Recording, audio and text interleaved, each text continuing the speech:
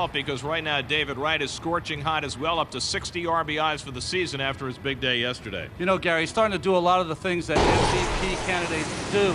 As you see this Coors Light cold blast, two-run home runs by David Wright when the Mets offense looked very stagnant. The second one, of course, over the right center field fence, made the score 6-2 and really put the game out of reach for the Mets. So Wright is hot, Reyes is hot, and tonight an emotional night for Carlos Delgado as he returns to Toronto for the first time since he left as a free agent before the start of last season. We'll talk to Blue Jays superstar Vernon Wells about Delgado when we come back to Toronto in just a moment.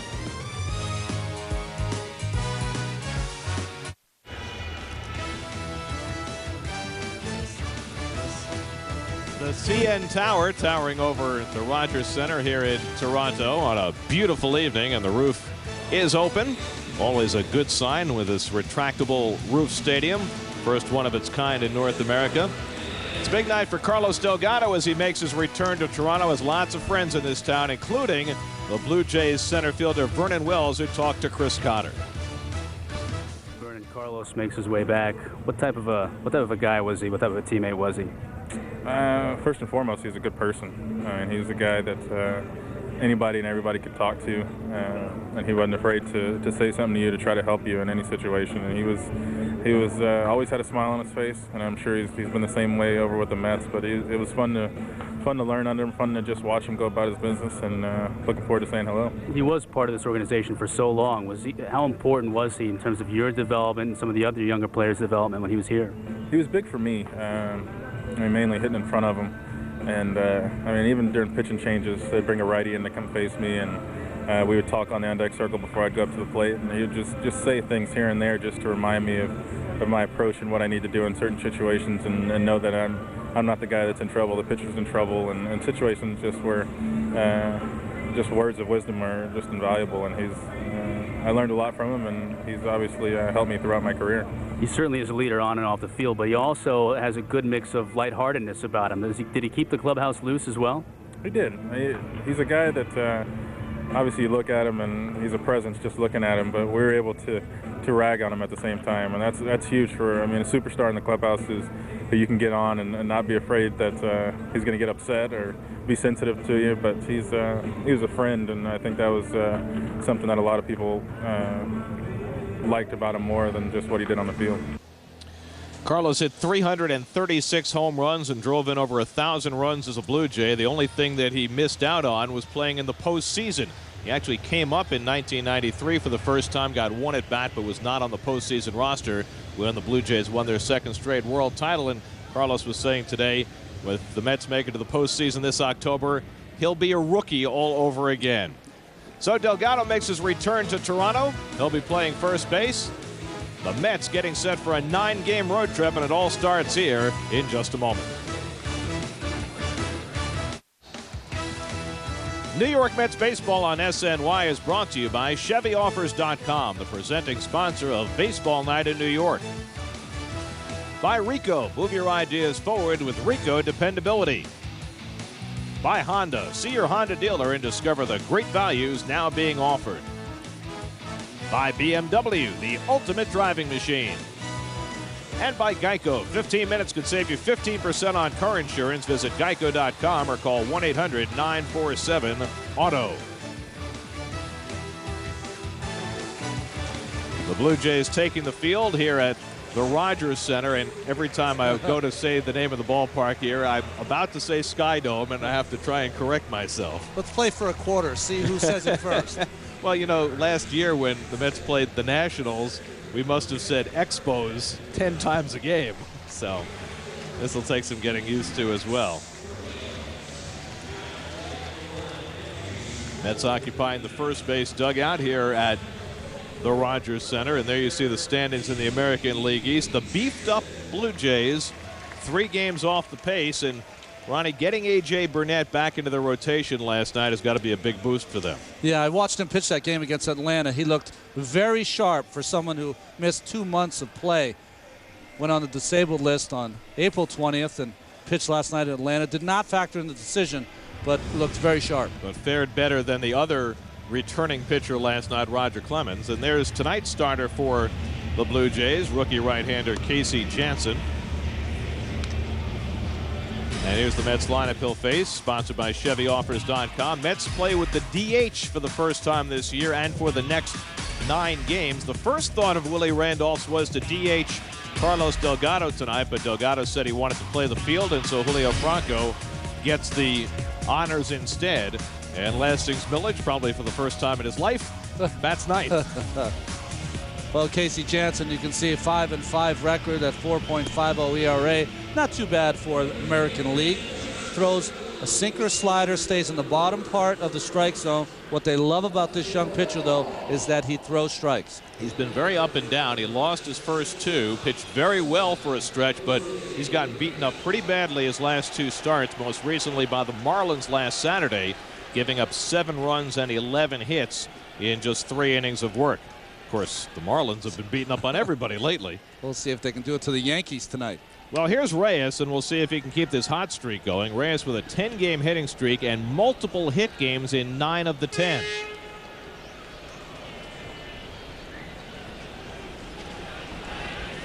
And we're underway in Toronto as Janssen throws a strike. You know, Gary, it'll be interesting also to see if the Mets do what they did on their last road trip, and that is just really coming out firing on all cylinders, scoring in the first inning. 0-2 to Reyes. Well, the other thing is, you know, the Mets are playing on artificial turf for the first time in a long time. There's no artificial turf left in the National League. As you look at Reyes' numbers during this incredible 10-game hitting streak, and you would figure artificial turf would favor Reyes. Breaking ball misses. Strange how times change, right? The National League used to be known as the AstroTurf League. Philadelphia, Pittsburgh, Cincinnati, Montreal.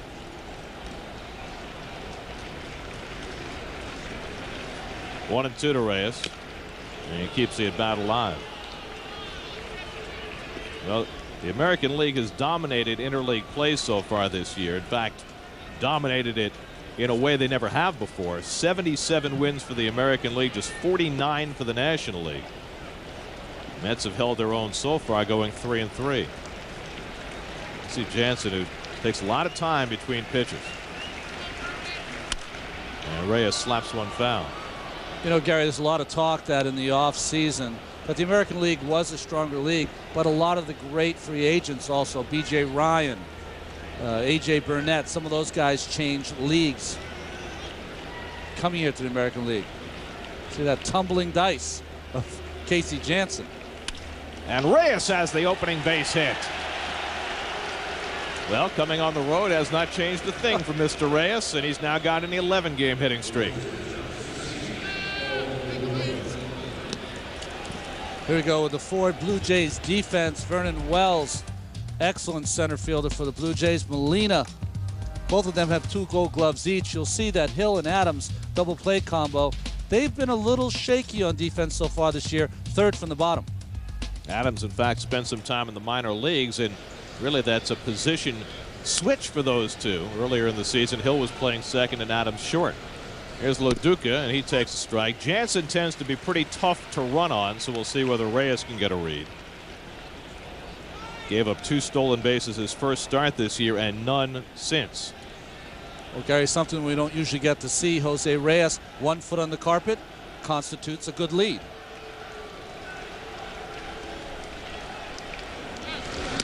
And a close play. C.B. Buckner calling Reyes safe, and he only barely got back. You know, that's interesting that he slipped going back. He slipped with that right foot off that AstroTurf. See how he slips? That's something he's going to have to get used to also on that close play at first. Generally, you think of artificial turf as you look at the play again as being beneficial to a base stealer. But that is one consideration. And Loduca takes low. Now, you use different footwear on the artificial turf. Absolutely. And sometimes you know, guys will wear spikes on the regular turf, but sometimes you'll use some rubber spikes at the bottom or less of the metal spikes. You don't need them on the turf. 1-1 to Loduca, who's been struggling, just 2 for his last 21. And a close play, and he got him. And Reyes knew it. Janssen picks him off. Well, just like the first time, Gary, he slipped again going back. His lead was extended almost a full another half step on that turf. And easy out at first base. Overbay, the left-handed first baseman. Remember, it's easy for him to apply the tag. And a perfect pickoff throw by Jansen. He put it right on Reyes' hand, and so Jose picked off for the first out of the game. 1-1 to LaDuca, and Paul takes outside. Well, the Mets lead the majors in stolen bases with 82. They've been caught 14 times. That does not include pickoffs. And LaDuca goes well the other way. Long run for Rios, and he won't get it. And LaDuca has himself a ground rule double as that ball hopped up into the stands. So the first two Mets have base hits off Casey Jansen, and the pickoff, the only thing that has prevented them from having a bigger inning going. Well, no one hits better to the right side than Paul LaDuca, and he gets the pitch a little cutter away, stays with it. And this ball, when it's going down the line, it will tail away from the right fielder. And Alex Rios could not get up with a nice level swing. More of being a little late than driving the ball that way, but good hitting by LaDuca. 17th double of the year for LaDuca, so the Mets trying to continue their streak of scoring in the top of the first on the road. They did it their last 8 games on the last trip. And Beltran takes a strike. Carlos has rebounded the last couple of days after a 1-for-20 stretch. 3 hits in the last 2 games. And you see his numbers there. That on-base percentage over 400. His slugging percentage, 3rd best in the league. It's almost lost in the year that David Wright is having, but Beltran is putting up just about the same number. And you know what? I almost think Carlos likes it that way. Yeah. He doesn't mind at all being in the, not being in the limelight.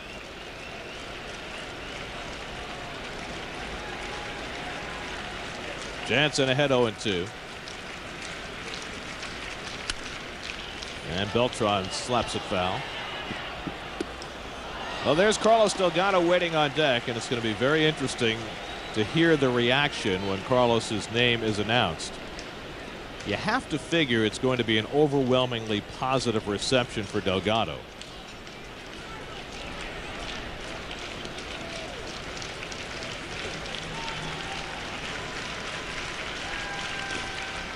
And Molina stops that breaking ball in the dirt. 1-2.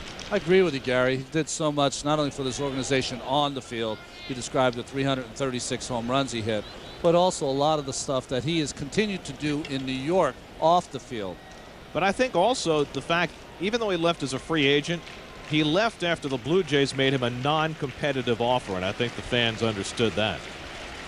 Blue Jays offered him about half what the Marlins did. And Beltran strikes out on the high fastball from Jansen, 2 away. And now, here comes Delgado.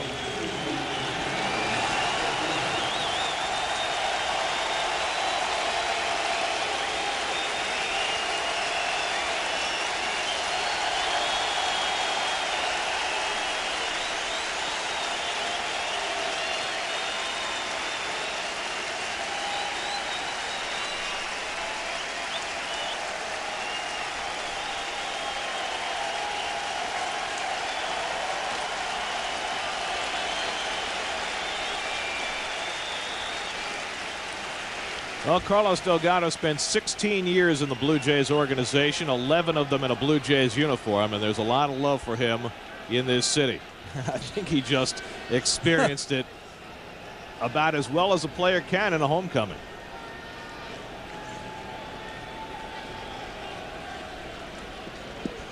And now he's got to clear the mist from his eyes. Well, that was a great reception and nice tip of the cap by Carlos to let the fans know he appreciated it. Now set about the task of trying to give the Mets an early lead. LaDuca at 2nd and 2 down.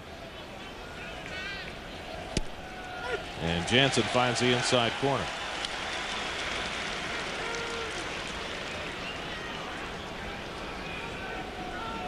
No overshift against Delgado here.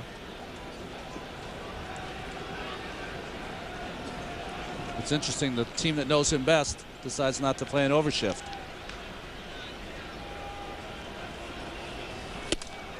And yet the Marlins, for whom he played last year, did play the overshift. Well, Delgado owns just about every offensive record for the Blue Jays. 336 home runs, 1,058 RBIs. He was the face of this franchise for a decade. 1-2, and just about everybody likes to work Delgado inside. And I've seen from Jansen with Reyes, with Beltran, and now with Delgado, when he gets ahead, he will fire one of those fastballs kind of head high over the middle of the plate, trying to get them to fish for it to try to set up that ball in the dirt. 24-year-old Casey Jansen, who pitched his college baseball at UCLA, pitched in Double-A last year in New Hampshire. Joined the Blue Jays rotation in late April this year, and he's been a fixture since, and he's pitched pretty well.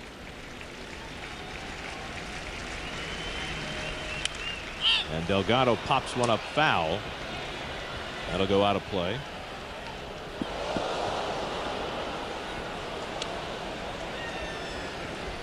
Carlos with 20 home runs, 52 runs batted in.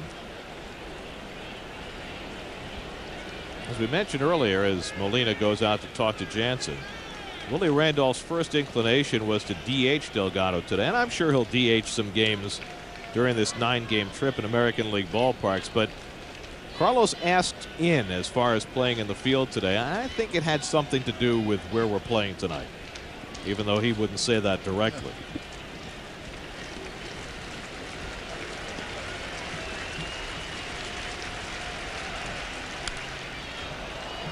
Still 1-2. I think you're right about that, Gary, that he just definitely wanted to play defense and also hit in that fourth spot. And I think that Willie might find some time on this trip to also give maybe David Wright a day off from playing third base, Carlos Beltran a day off from playing center field.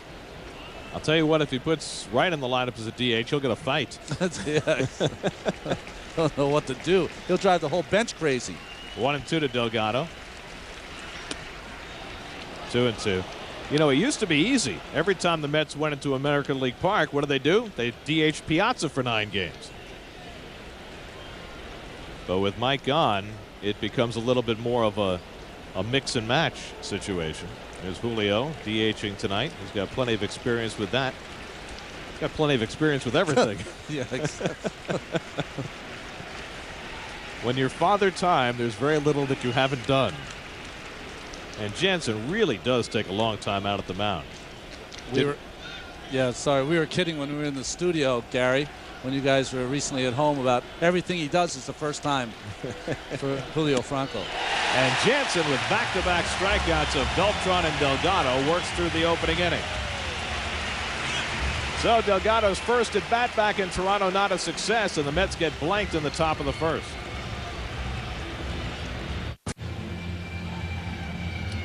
Tom Glavine and Kenny Rogers, the 40-plus 10-game winners in the major leagues so far this year. Glavine goes for number 11 tonight against the Rico Blue Jays lineup, and it is formidable. Vernon Wells having a tremendous year, but up and down that Blue Jays lineup, they're not only having good seasons, but they have just tattooed left-handed pitching all year long, and that's the test for Glavine here tonight. Well, Tommy Glavine, you see that 10-2 record even better. When he steps on the mound, the Mets are 13-2 in his 15 starts this year. Reed Johnson leads off, hitting at .379. And he's a part-time player. Shares the left field job with Frank Catalanato. Johnson's got look at that, .466 on-base percentage. Blue Jays have the best team batting average in the major leagues at .295. 1-1 to Johnson. Well, you know, Cincinnati just left Shea Stadium, and Ryan Friel had quite a series. Well, Reed Johnson's a little bit like Ryan Friel. He's that kind of guy that can hit bad pitches. And you know, we were talking about this yesterday, Keith and I, Ron, about these pesky leadoff hitters, the Ryan Friels, the David Ecksteins, the Brian Roberts, the Reed Johnsons. It seems like there are more of them now than there were a few years ago.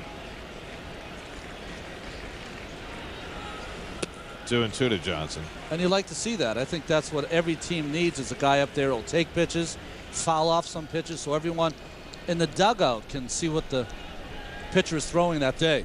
And Reed Johnson, a guy who gets hit by a lot of pitches too, he will not try to get out of the way. Glavine coming inside. 2-2. Glavine's won 8 in a row. His last loss came 2 months ago tomorrow in San Francisco. And the Mets have scored for him this year in a way that they never have before in his Mets career. Just misses. 3-2. I mean, his last 3 starts, Glavine's 2-0, but his ERA is over 8. You wouldn't have bet on that given Glavine's past history, but the Mets are a better offensive team, and Glavine's pitched well and taken advantage. To short, and Reyes off the carpet, throws out Johnson, 1 away.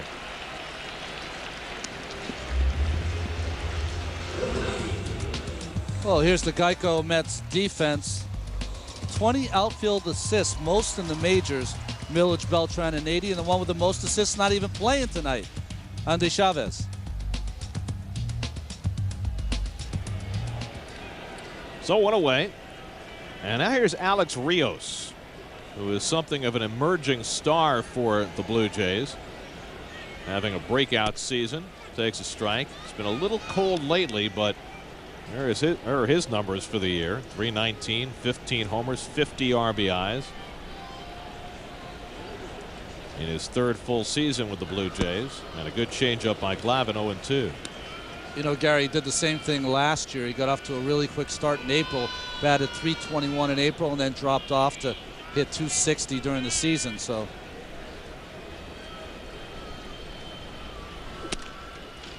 with Rios, they've been kind of waiting for him to fill out into his body, and he's developed more and more power. And you always have to be a little wary with guys like that they don't start thinking too much about home runs.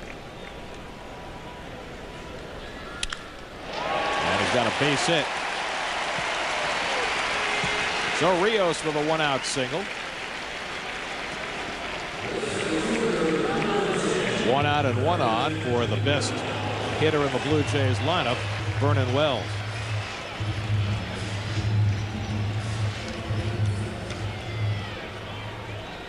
Wells and Delgado formed quite a 1-2 punch for a couple of years here in Toronto. And in many ways, Carlos helped nurture Wells' career. 2003, he had a breakout season with 33 homers and 117 RBIs. Cooled off a little bit the last 2 years, but he's off to a rollicking start this season.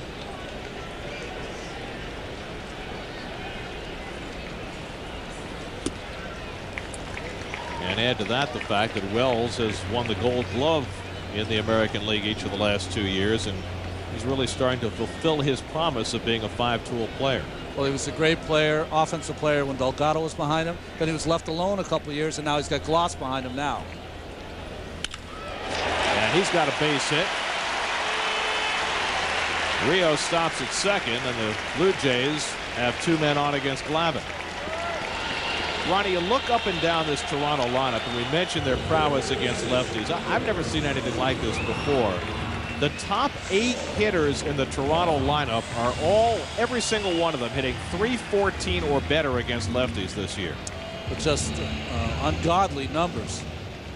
You see a lot of teams, usually because they face so many right-handed hitters, don't have great numbers against left-handers. But so far this season, although they're 13-9, which isn't what you'd think record they'd have with those kind of offensive numbers.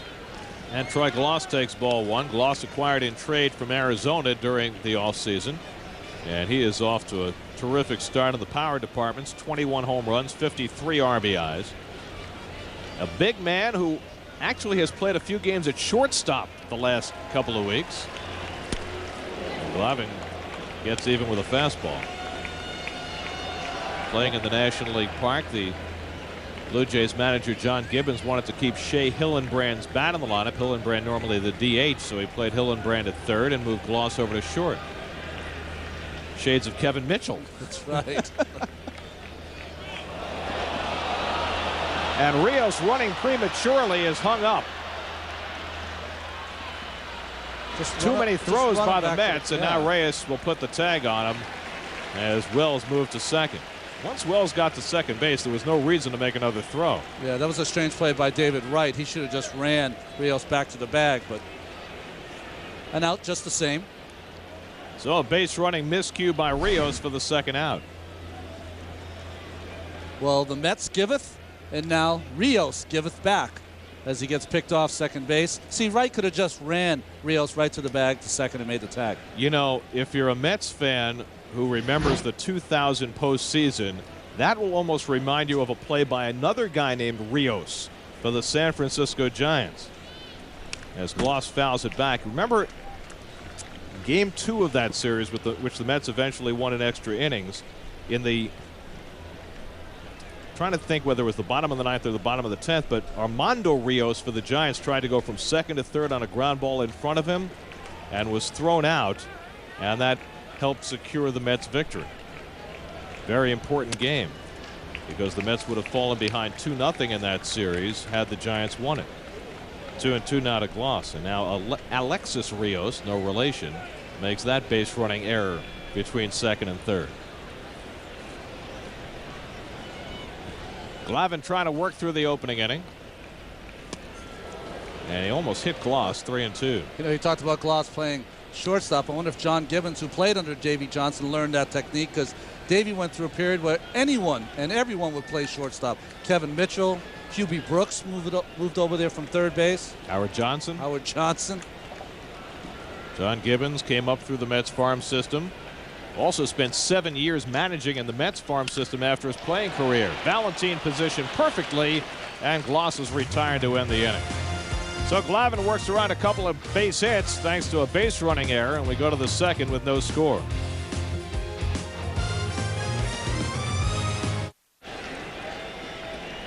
Well, it's a gorgeous weekend in Toronto. School is out, and there are a ton of Met fans in this city for this weekend series.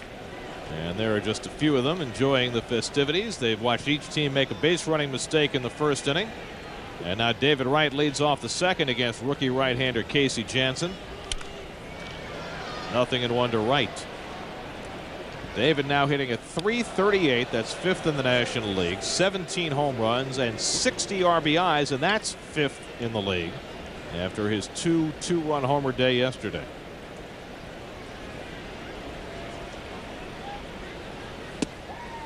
Takes a strike. Albert Pujols returned to the lineup for the Cardinals last night. Went 0 for 4. They got shut out, but with Pujols back in the mix, it provides a little entertainment atop some of those lists. At shortstop, Aaron Hill, and it throws out right, one away. Now the most advanced traffic information is just a click away with WB11.com's CommuterCast. Get real-time traffic updates on your computer every weekday afternoon at 4. Log on to WB11.com for CommuterCast. So Casey Janssen has the first out in the second. And now Jose Valentine, who had a great series against his brother's team, went 6 for 10 in the series against the Reds, including that unlikely home run he hit against Chris Hammond 2 nights ago.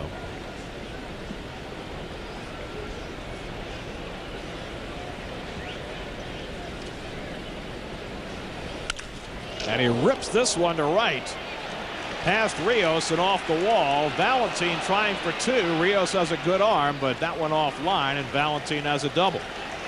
So Jose Valentine, whose great series against the Reds raised his batting average over 300, continues to rake. Well, he gets a good pitch, a little cutter in the middle of the plate. And it's a nice level swing. Look at that swing. That's a powerful swing.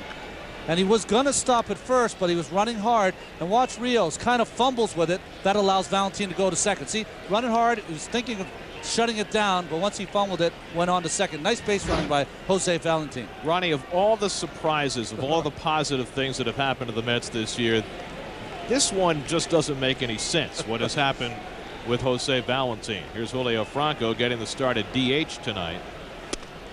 I mean, here's a guy whose career, for all intents and purposes, appeared to be over. And now he's not only playing every day, he's thriving. Thriving. He went from being a guy whose career many people thought was done to someone who's become one of the most important cogs of the Mets lineup.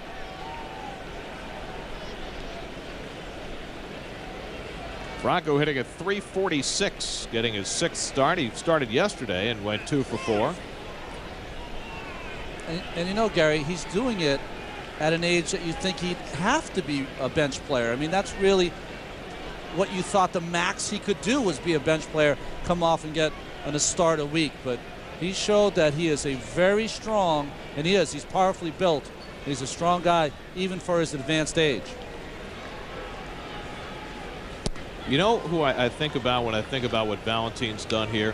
Remember, I guess it was about 5 years ago, Vinny Castillo went to Tampa Bay and got off to a terrible start, and it was released and then was able to resurrect his career. That's kind of what I think about with Valentine.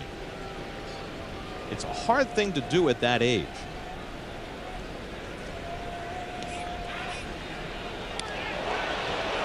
Well, Jansen's already picked a runner off first base. That's the Ron Darling play, trying to pick a guy off second. Well, what you have to do for a pitcher, if you're going to have a good move, is you have to have quick feet. Valentine with a big lead. But watch Jansen. You see his quick feet? That's called the spin move, and that's the quickest move for a pitcher. That little 180-degree shift and fire to second.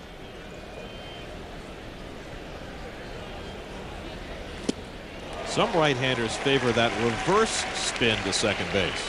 Yeah, some think it's easier. I like the spin move because it was quicker, and secondly, they don't like it because you have to take your eye off the base. So that other move, you always have your eye on the base. But I liked it because it kept your shoulder closed, which made you make a good throw. The other way, your shoulder's open, sometimes that throw goes to the right field side of second. 1-2 to Franco.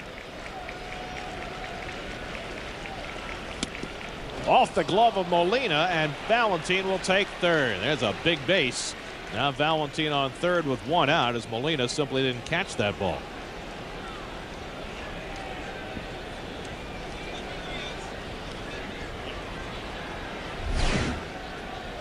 Well, it's looking for a pitch inside and down, and Molina, that pitch is up. Almost looks like his glove went past his mask and kind of shielded him for a second. He lost sight of the ball. That's a 2-time Gold Glove catcher. So the Blue Jays will be forced to bring the infield in here. 2-2 to Franco, who's hitting .450 with runners in scoring position. And Gary Rios in right field playing very shallow against Julio Franco, who has great power that way. He's already had 2 balls hit by him in right field. Loduca and Valentine have both hit it beyond Rios in right.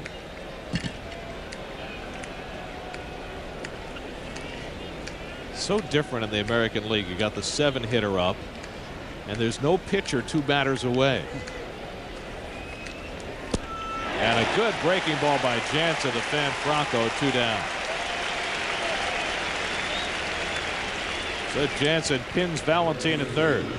Well, that had to be a good breaking ball, because you don't usually see Julio Franco in this kind of situation have that kind of swing, but good late tight breaking ball. See how it broke late down and away? Has Franco lunging. So 2 out. Now Nady. His 5th game since coming off the disabled list, had 2 hits yesterday. Now hitting at .266. Trying to get Valentine in from third with 2 out, and he takes the breaking ball for a strike. Ronnie, how different is it for a pitcher working the bottom of the lineup with a DH? Well, I'll tell you, I remember when I first went to the American League, I looked at my stats at the end of the year. I said, boy, 100 punch-outs? I usually have 130, 140 a year. Well, I forgot about the pitcher. I used to get the pitcher 36 times a year, or 36 starts. But it makes it very difficult, because what you have to do, Gary, I found in the American League, just have to stay in the present, in the moment against that batter, and don't start thinking around pitching around guys, because every guy is tough. Now Jansen ahead on Nady, 0-2. Toward the middle, base hit, and the Mets take the lead. Toward the gap, and Nady will go to second. Rios flops to the turf, and Nady will go to third. Wills had to back up the play. Nady stands at third base, and the Mets have a 1-0 lead. And Alex Rios' nightmare in right field these first 2 innings continues.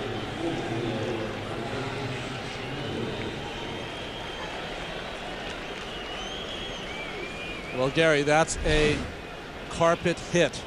You can hit a line drive that the second baseman almost catches, and it ends up being a triple because of how it travels, the speed of that. Rios not able to. And this carpet, I was on it today. This carpet is very sticky as Nady goes to third. And if you do what Rios did, you're going to sometimes stick into the turf. That looked painful. Keith was talking yesterday about diving on AstroTurf and skinning his arm. But that looked like it might have skinned his whole body.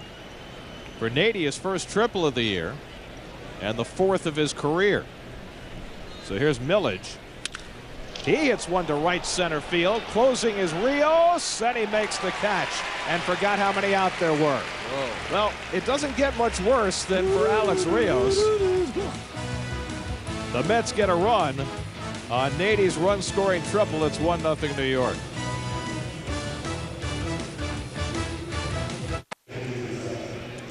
Casey Jansen getting a little talking to from the Blue Jay pitching coach Brad Arnsberg, but the guy who really could use a talking to is Alex Rios, the right fielder. Boy, he struggled out there, but I think what he's talking to him about is that pitch to Nady was an 0-2 pitch, and how many times do you see this over and over and over again that pitchers do not know how to do, not how to throw that 0-2 pitch, how to waste a pitch. Well, Jansen's one of those guys who they've talked about who throws too many strikes, and that was a classic example. Here's Shea Hillenbrand, the designated hitter, off to a terrific start after coming over from Arizona. 0-2. Hillenbrand with the right name to play for the Mets. Sometime he's going to have to play. There have been rumors in the past about Hillenbrand coming Shayward. Started out, of course, with the Red Sox. And, you know, remember the play the other day with the Orioles where the ball went in Ed Rogers' shirt? Yeah. I forgot about Hillenbrand. He was involved in a game in spring training when he was with the Red Sox. He was playing third base. A one-hopper that went right into his shirt. And he couldn't get it out. It was right at his belly button. But I was reminded of that the other day. It's kind of funny how the different generations of players. The players today wear, especially their shirts, very bloused, very big shirts. And a good changeup by Glavine strikes out Hillenbrand. That's his first strikeout. Let's check in with Chris Connor. Chris. Hey, Gary, I heard you guys earlier talking about the turf and a couple of interesting things of note. You know, they have the warning track around the entire field, and it is made out of this carpet material, but it has really big stones. I don't know how close you can get in on this, but you can see these rocks. They're rather large, so if you slide on it, you're going to get yourself chewed up pretty well, and it also might mean it's easier to slip and fall. And the other thing is the whole field is made up of these 15 by 9 feet long or feet in size squares, essentially. I've been on some football fields and all with this same field turf, and they haven't been made up of nearly such small little squares, and there's actually a lot of seams in between these squares. And I was walking on the field with some of the players beforehand, and they were kicking at them, and it looked like a couple of them you could actually trip yourself. You may even get hurt on it. It's a good point, Chris. And you know, that warning track is very odd. And maybe Ronnie, you can talk about this a little bit, because there seems to be no lip between the playing surface and the warning track. It's the same material really, but just a different color. It's the same material, like you say, a different color, so there is no warning track here. You're running on the same things, nothing to warn you that you're 10 feet away from the track.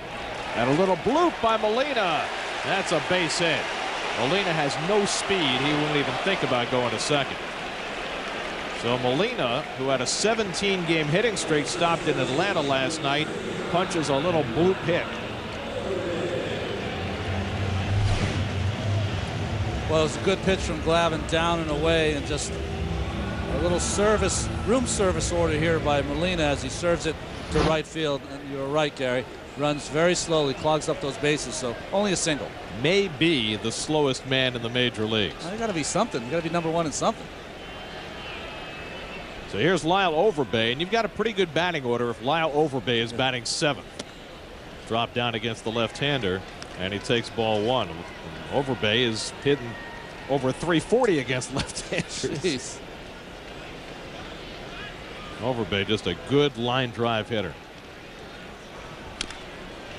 Coming over from Milwaukee. in a trade that sent David Bush to the Brewers. We saw him earlier this year. Overbay, one of 3 hitters in the Toronto lineup who has faced Glavine before. Glavine has not faced the Blue Jays since the 2001 season when he was pitching with the Braves. Of course, Glavine faced the Blue Jays in the 1992 World Series and pitched 2 magnificent games. He beat Jack Morris in Game 1 of that World Series with a complete game, and then pitched another complete game in Game 4 and lost 2-1. Blue Jays would eventually win that series, their first World Series championship, first of 2 in a row. You see Tommy trying to work Lyle Overbay down, as you see the flags, banners for the Blue Jays. Trying to work Overbay down. Lyle Overbay has hit into 10 double plays so far this year. Slow ground ball, foul. And there's a bit of an advantage fielding wise with Molina at first base, because with a left-hand hitter up, Delgado doesn't even have to bother holding him on. Mets considered signing Benji Molina. In fact, before they got Loduca, they offered Molina a 3-year contract for some $18 million. Molina turned it down and wound up signing a 1-year deal here in Toronto. Oops. Yeah. That's the Jody Reed clause. Yes, that's a bitter pill to swallow right there. Well, not only Jody Reed turning down that offer from the Dodgers, once he turned it down, the Dodgers needed a second baseman, so they went out and got Delano de Shields. They only gave up that pitcher. What was his name? Oh, Pedro that Martinez guy, yeah. That's a problem. And it's 3-2 to Overbay. So Glavine throwing a lot of pitches early in this game. Threw 20 in the first inning. He's already thrown 16 more, working on his 3rd batter in the 2nd inning. Not what Glavine would like. You certainly don't expect Molina to be running on 3-2. Strike 3 call. I'm not sure Glavine expected to get that call, judging from his reaction, but he was sure happy he did. 2 away. John Hirschbeck, the home plate umpire, can have a big strike zone, but I'll say this. The ball seems to be, well, it's not bad. It's off the corner. Doesn't look like it might be a strike, but I'll have to say in Glavine's defense, Lyle Overbay should be swinging to that pitch. Too close to take. Look at Glavine's reaction. He rarely shows that much emotion. And a strike to Aaron Hill. If Molina had been running, would that have been a strikeout? Toss him out? Not throw him out, just could toss have been him out. Could have been a strikeout, run out to second base and tag him out. And Hill scorches one to second, but right there is Valentine, and Glavine works through the second. So it took Glavine a number of pitches to do it, but he has himself a good 2nd inning. And holding down this Toronto lineup, it's 1-0 New York.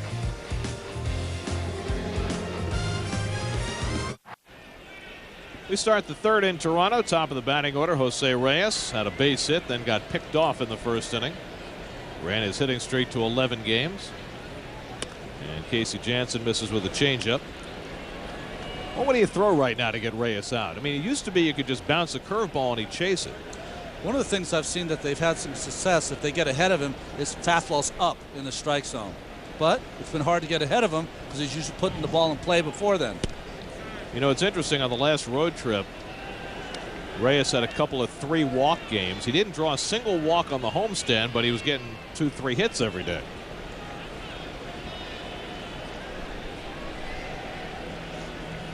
Now Jansen behind him, 2-0. And he misses. You know, I saw Reyes in the locker room today. I just shook his hand, told him what a great series he had. And boy, I tell you, he's going to get stronger. You know, seeing him in a T-shirt and, you know, shorts in the locker room, you can tell he's just going to get so much stronger. He's filling out, 3-1. And that's true with so many young players. You know, you don't fully develop your body till your mid to late 20s. So many things that he can do to help a team win a game. 3-2.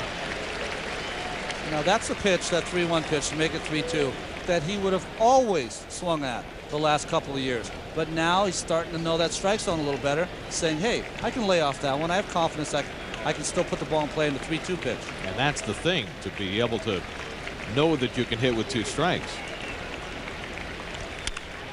bloops this one behind third, and Hill makes the play, one away. Get your new Mets six-pack, the Summer Pack and Mets Cyclones Pack. Offer a great mix of opponents and promotions at special prices. Get your tickets at Mets.com today.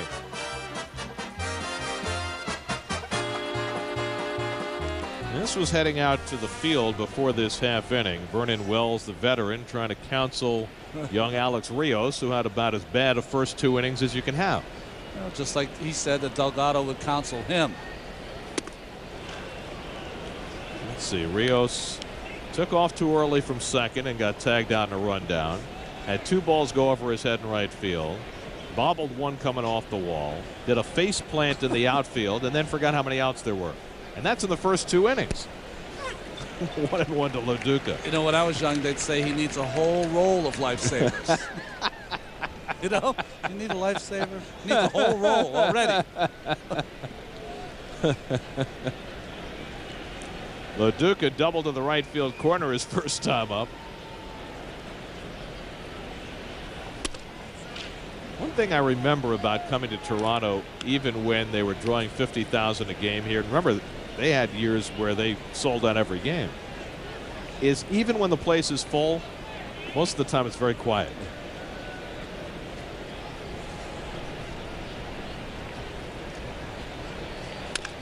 Over the mound, Adams, off balance throw, not in time. Well, Russ Adams gave it quite an effort, but Loduca has himself an infield hit. Oh, nice backhand. And you know what's great about the good infielders? You watch them make that play. It's tough enough just to backhand that play, but they're already on their way to that ball, getting their feet in position so that they can jump and fire that ball. No one does it better, of course, than Derek Jeter for the Yankees, but fine play by Adams. You know, the Blue Jays have made some adjustments on their infield since the season began. When they began the year, Adams was the shortstop and Hill was the second baseman. But Adams struggled at short. He really doesn't have a shortstop's arm. They sent him to the minor leagues, moved Hill to shortstop, and when Adams came back, all of a sudden he was the second baseman. Probably better suited to that position. Here's Beltran, who takes a strike. And it's tough to do sometimes with young players, do those position shifts in the middle of a season. But if you're going to do it in any position, that's probably the one, second and short, where you can maybe make, you know, that move. Beltran struck out his first time up. Of course, last year the Blue Jays had a Gold Glove second baseman in Orlando Hudson. Traded him to Arizona, and that opened up the spot for Adams and Hill both to play regularly. You'll see Adams, he usually gives a sign. Open mouth means you've got it. 2-1. What they'll do is the second baseman does not give the sign to the guy in first. You can't see it. Open mouth means that Hill will have it. If he has closed mouth, means I'm going to take it. And standard operating procedure with a left-hand hitter is to let the shortstop take it. He's looking in for the signs. The signs dictate what he wants to do. Again, Hill covering. To right field, and Rios in. It'll drop for a base hit. Loduca to second. A little broken bat hit for Beltran, and the Mets have 2 men on.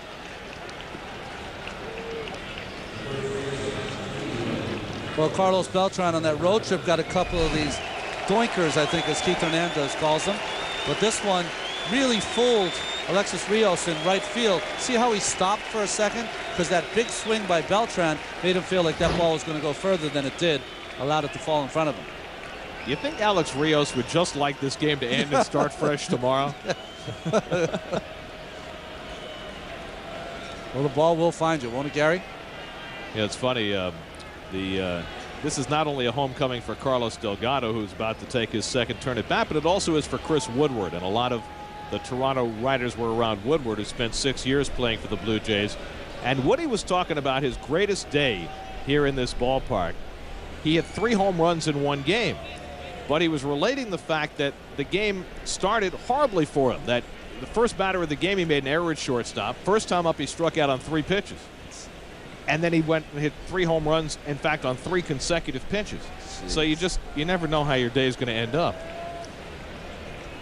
And that would be a record here, those 3 games, 3 home runs in a game, or tie a record here. George Bell had it. If it wasn't for this batter, Carlos Delgado. Exactly. He had a 4 home run game. He's talking about that earlier today, and as one of his major memories from playing in this ballpark. Down to first, might be 2. Over Bay to Hill. Pitcher covering, not in time. LaDuca will stop at third. So Delgado hustling it out, and that keeps the inning alive.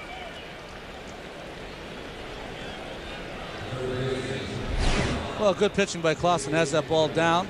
Delgado rolls it over. Nice turn, but give credit to Carlos Beltran. What a nice takeout slide that was, making Hill get rid of that a little quicker than he wanted to, making the bad throw. So instead of an inning-ending double play, a chance for David Wright with first and third and 2 out.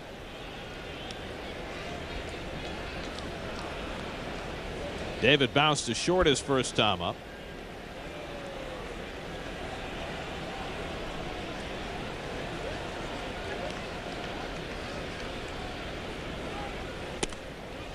So the Mets have had 2 hits in each of the first 3 innings off Casey Janssen, but so far just 1 run. Wright with 60 runs batted in. That right now slots him 5th in the league. Ryan Howard of the Phillies leads the league with 66, 1 more than Pujols. And a breaking ball by Jansen, stopped by Molina. You know, Met fans are chanting MVP at Wright, but I'll tell you what, if things keep going the way they are, it's going to be quite a race for that National League MVP off what we've seen in the first half of the season. Well, if you consider someone other than the Mets, you got Pujols. Wright, of course, the Mets. Can't leave out Beltran the way he's played. Ryan Howard. Ryan Howard, wow. 2-1 to Wright. You know, the Mets lineup is getting better and better at this as the season goes along. Only 1 run on the board.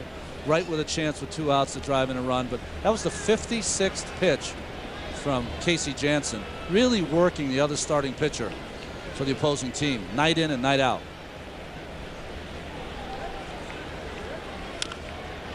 Two and 2 to Wright. Really, other than Bronson Arroyo the other night, the Mets have not given away much against any starting pitchers. There you see Janssen's pitch count. Now it's 2 and 2 to Wright, which means his bat has just begun. More 2 strike hits than anybody in baseball.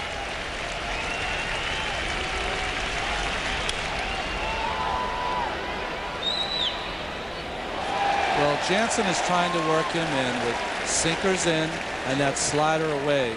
But he better not leave that slider in the middle of the plate because it doesn't have a lot of break to it. Look where the right fielder Alex Rios is playing. He's playing as though a pitcher is up. And you've got David Wright, one of the best right field hitters in the game, at the plate. That's amazing. 3 and 2. I mean, somebody's got to tell him to move back. Listen, if Paul Blair was playing right field, he wouldn't play that shallow against David Wright. Rios does not have that kind of speed to be going back on the ball. He hasn't shown it so far today. You're right, Gary. That is where you'd play a pitcher. Delgado will run with 3 and 2 and 2 down. LaDuca at third. And Wright launches one to deep left center. Forget it. A monstrous 3-run homer off the bat of David Wright. And the Mets now have a 4-0 lead. Number 18 for Wright, and he crushed it off the facing of the second deck in left field.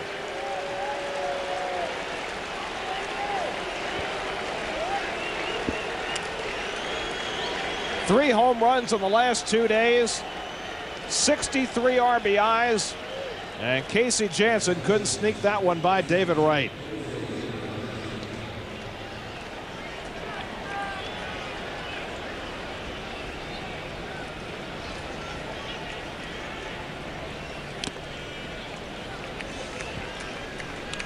Well, we talked about it earlier, Gary, or between innings. I was telling you that if he continues to pitch up at only 90 miles an hour on that fastball, he's going to get hurt.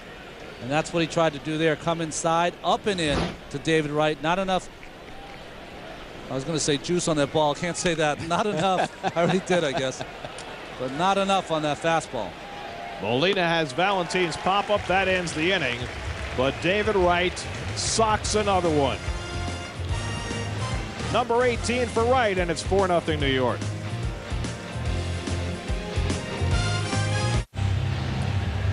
Well, he's become dangerous to every part of the ballpark.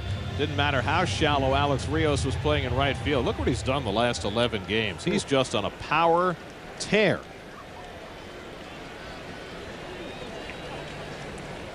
As Russ Adams leads off, Glavine now with a 4-0 lead.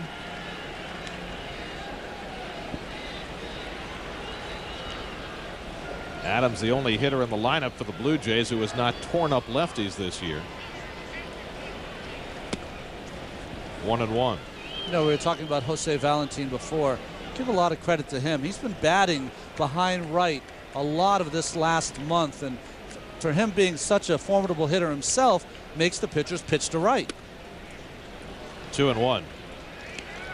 But Wright has been so good, you almost wonder why anybody be challenging him right now. Yeah.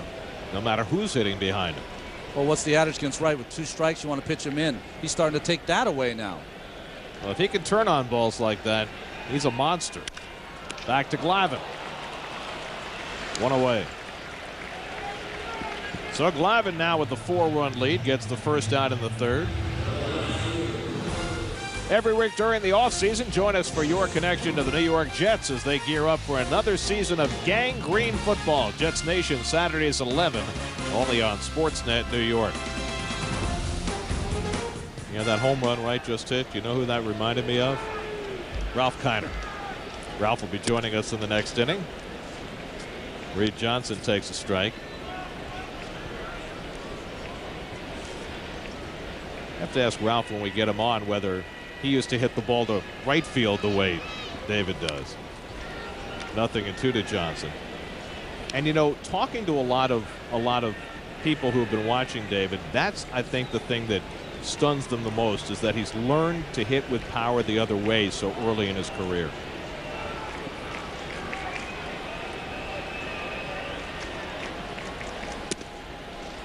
And really the same can be said about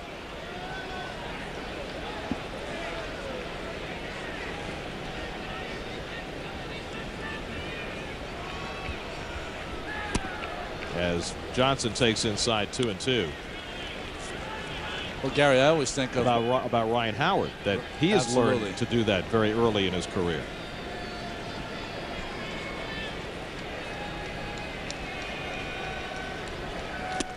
And Glavine has his 3rd strikeout as he fans Johnson 2 away. Well, Gary, it can't hurt that when Wright came up, Mike Piazza was on this team. Mike Piazza, one of the great hitters with the ability to hit that ball the opposite way.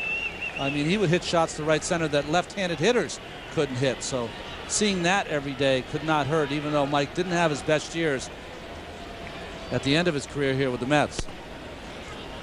Alex Rios trying to turn his night around. Had a base hit his first time up, and everything's gone wrong since.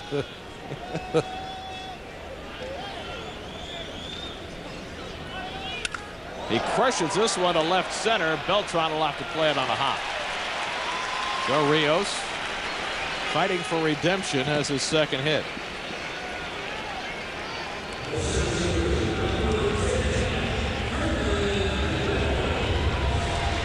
So 2 out and a runner on. Glavine 4 runs to the good tonight. And you know, you think about his Mets career and the number of times that he pitched well and got no run support. This is a payback year for Glavine. As Vernon Wells takes ball 1. Well, you know, he's 43 and 43 his career with the Mets. Has pitched much better than that, of course. And tonight, if he's able to win the ball game, will go 100 games over 500 again in his career. Last time he was 100 games over 500 was in his first season as a Met. But tonight going for win number 286, which would tie him with Robin Roberts on the all-time list. There's that last pitch.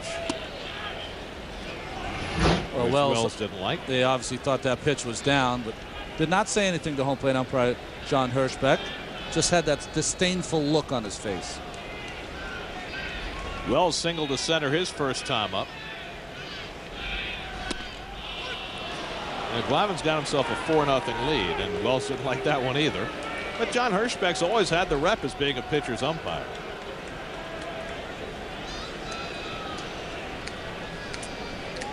You can't feel too comfortable against this Toronto lineup, even with a 4-run lead.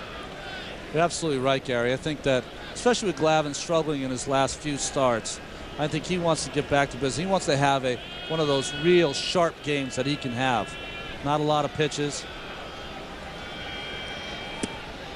3-2 to Wells, and his pitch count tonight is higher than he'd like it to be. That was his 55th pitch already, working in the 3rd inning.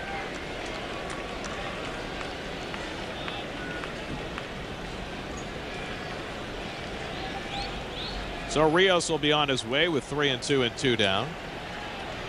3-2 to Wells. Pulled to third. And Wright with the throw gets Wells. That ends the inning.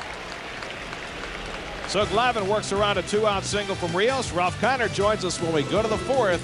It's 4-0 New York.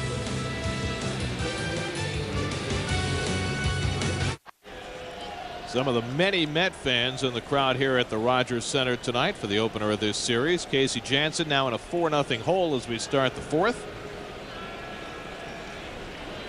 Julio Franco leads off. Franco struck out his first time up. 0-1 to Julio, and it's the 4th inning, and it's Friday, and that means that Ralph Kiner's by our side. How are you, Ralph? All right, good. Friday is a good day for me. Good day for us, Good too. day for us. Thank God it's Friday with you, Ralph.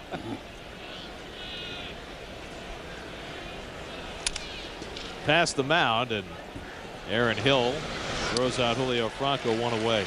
Ralph, we were talking before about David Wright and his ability to hit home runs to all fields, and I was thinking after he hit the last home run that reminded me a little bit of you, but were you a guy who could hit home runs to right field?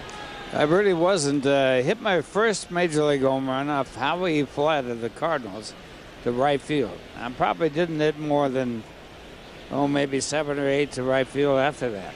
I was a real pull hitter and stood on top of the plate, but you got to remember the game was different then.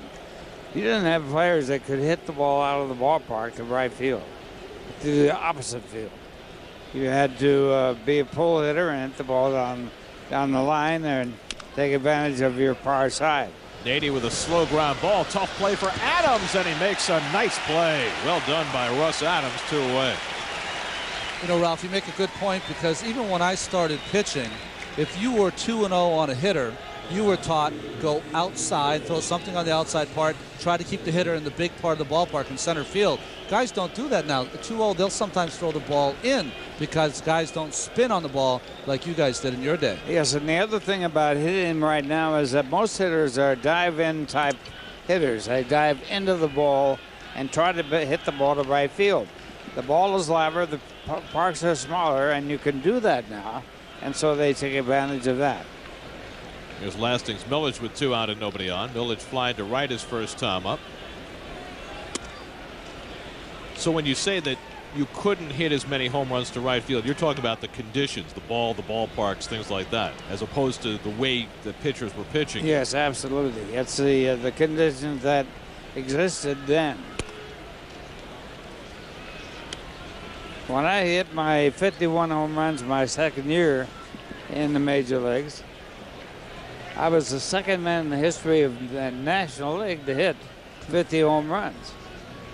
Now it's almost commonplace. Milledge to center field and deep.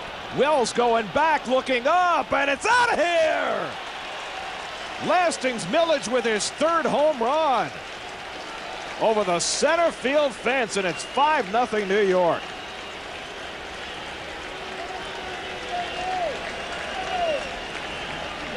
Well, I don't know how many more days Lastings Milledge has before Cliff Floyd is ready to send him back to the minors, but that was crushed.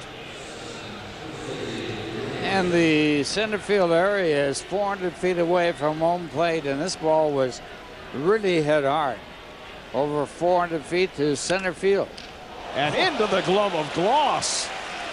Look, Ma, I caught it. He certainly didn't look at it, but it went in his glove anyway. But Lastings Milledge gets a hold of one. His third big league home run, and it's 5-0 New York.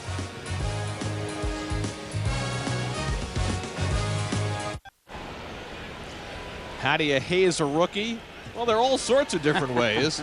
Well, he gets the solid treatment, and it's not uncommon at all for new ball players.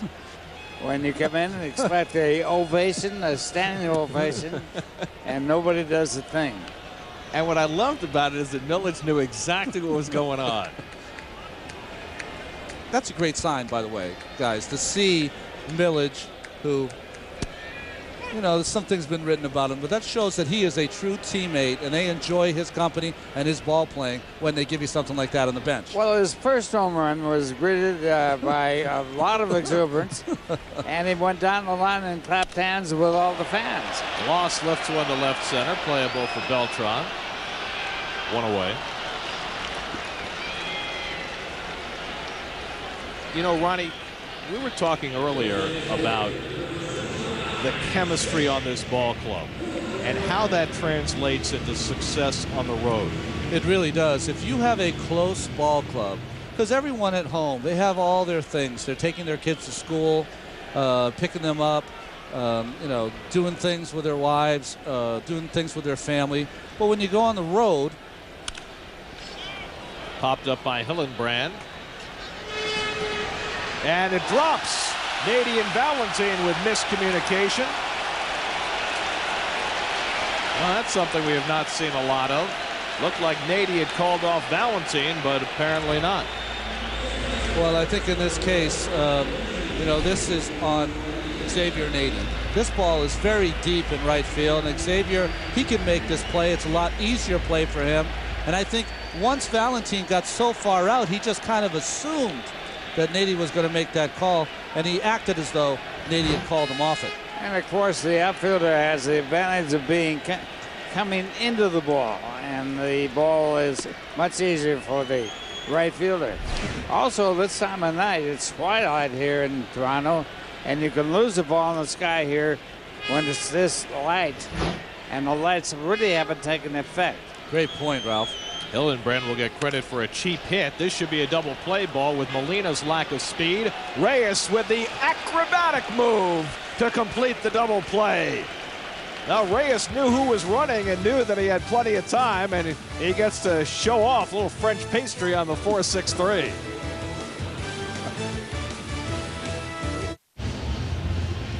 We go to the fifth inning in Toronto. Time for the Duck to take over. The Aflac trivia question. That's a good one. Who was the first manager of the Toronto Blue Jays? I can tell you who was the manager of the Toronto Blue Jays. They were called something else then. When I played here 63 years ago, the manager was Burley Grimes, the ex-spitball pitcher. Wow. Really? Burley Grimes? Wow. Burley Grimes, and he was a great spitball pitcher. And you know, the spitball was outlawed, and all the pitchers that were pitching then, when it was outlawed, could continue to pitch the spitball. If you came up and you hadn't been the pitcher, you couldn't throw it. Aaron Hill throws out Paul LaDuca one away. I think, what, 1920 they outlawed it, but they grandfathered everybody in from there. And they said it was unhealthy to throw spitballs. Only for the batters was it unhealthy. But Grimes was around for a long time after that, right? Didn't he? He was, yes. Well, he was around a long time and was one of the great spitball pitchers. And he would throw batting practice to us and throw the splitter. And I'll tell you, it was something else to hit because it never broke in the pattern. It was like the knuckleball, or well, like a knuckleball, or the split finger. Okay. Yeah. So it was really a devastating pitch. So it could go right or left. Right or left. Wow. And of course, when it came out of the pitcher's hand, you could see the saliva on the ball flying off the hand. Beltran to right. Let's see if Rios can handle this one. And he makes the catch. Nicely done by Alex Rios, who gets a little extra ovation from the fans, who are very polite here in Toronto. Yeah, you don't have a lot of the raucousness that you have in some of the East Coast stadiums, but he did go back well on this ball. Nice play. Keeps his eye on it, looks at the fence because there is no warning track, so you have to take a peek as an outfielder. So 2 out and nobody on, and Casey Janssen with a chance for his first 1-2-3 inning as he takes on Carlos Delgado, who was 0 for 2 in his return to Toronto. And this time they put on the drastic shift against Carlos, which they didn't his first 2 times up with runners on base. Well, loss almost right up the middle. Playing in the second base position is Hill. Adams is like a short outfielder in slow pitch softball in right field. Now, Lou Boudreau came up with this first against Ted Williams, right? This drastic right, yes. shift. And this is not new. The shift is not new. Williams, of course, was the first to have Boudreau put the shift on. But I hit against this shift all the time as a right-hand batter, and so did Hank Sauer. And, of course, the one thing they want you to do when they shift like this is for you to try and hit the other way, and that way they keep you in the ballpark. So you can get a base hit the other way. Generally, you can't get an extra base hit. So that's the reason for shifts. They're really not to do anything more than make you go against the shift and try and get singles rather than home runs. Boudreau was the same one that put the shift on for me, and also Hank Sauer. This goes back into the, 1955. So let me ask you then, if they put the shift on, they're doing it, one, to make you try to go the other way for singles, but does it get in your head at all? As a hitter, do you ever stand up there and think, well, maybe should I go the other way for the team and get a hit? Well, you really, depending on the team you're playing and what the situation is. A bump with nobody on and you need one run to tie in the 9th inning would be a good play against the shift. Ball 4 to Delgado. Not a good play when you're down 3 or 4 runs. So there's the first walk given up by Jansen, and David Wright will come up with a man on as we look at the answer to the Aflac trivia question. Well, we know who the manager of Toronto was in 1943. How about in 1977 when they started in the big leagues? Roy Hartfield, a little infielder. Yeah. Managed the first 3 seasons here in Toronto. It's one of the few ones I've known this year. Not known very much. My family used to come up to Toronto when I was a kid in high school. And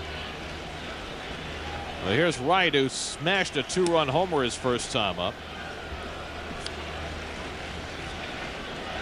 David now with 18 home runs, 63 runs batted in, as he starts to move up on the league leaders in RBIs.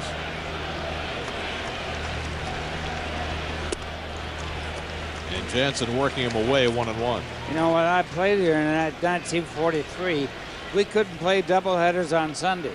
Women could not go into a bar unassisted or someone to be with her.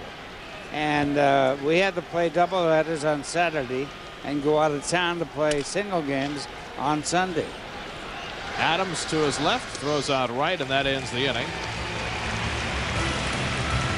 But Casey Jansen's had himself a rough night, and the Mets have themselves a 5-0 lead as Glavine takes them out for the bottom of the 5th.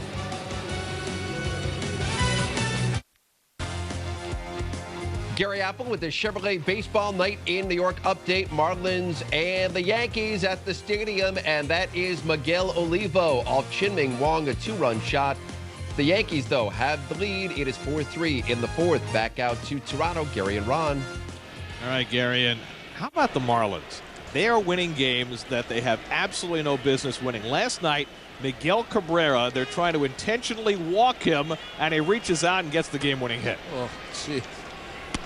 Poor Sammy Palazzo is against the Orioles. Todd Williams was on the mound, and Todd Williams, who throws kind of 3/4, but I find it so incredible to me that people will make a living throwing strikes to batters do not know how to throw a ball like just general catch. Do you see how he's throwing it? It's almost like he was launching a grenade or a shot put as he was throwing it to the catcher, and Cabrera reached out and got the game-winning RBI. Lyle Overbay leading off, and he bloops one to the left, and the Blue Jays have their 6th hit off Tom Glavine. It comes leading off the bottom of the 5th. Well, we were talking about your experience, Ralph, playing for the Toronto Ball Club. What was it, the International League in 1943? League, yes. And how it was different here on weekends? Well, it was very conservative, and you couldn't do a doubleheader. And of course, the people here were very conservative, and it was strange being here. But the real thing that was important, they turned away from that. Years later, I got back here, about 30 years later, and the hat check girl was naked. Well, things change.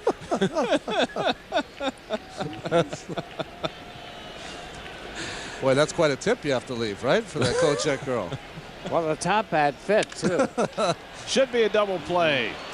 Valentine turns it, 2 men down. Not quite as spectacular as Reyes' last turn, but for the 2nd straight inning, the Mets turn 2 for Glavine.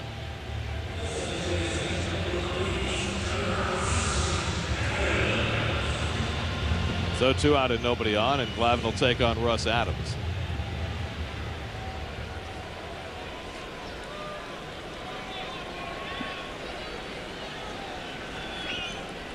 Adams hit a comebacker his first time up.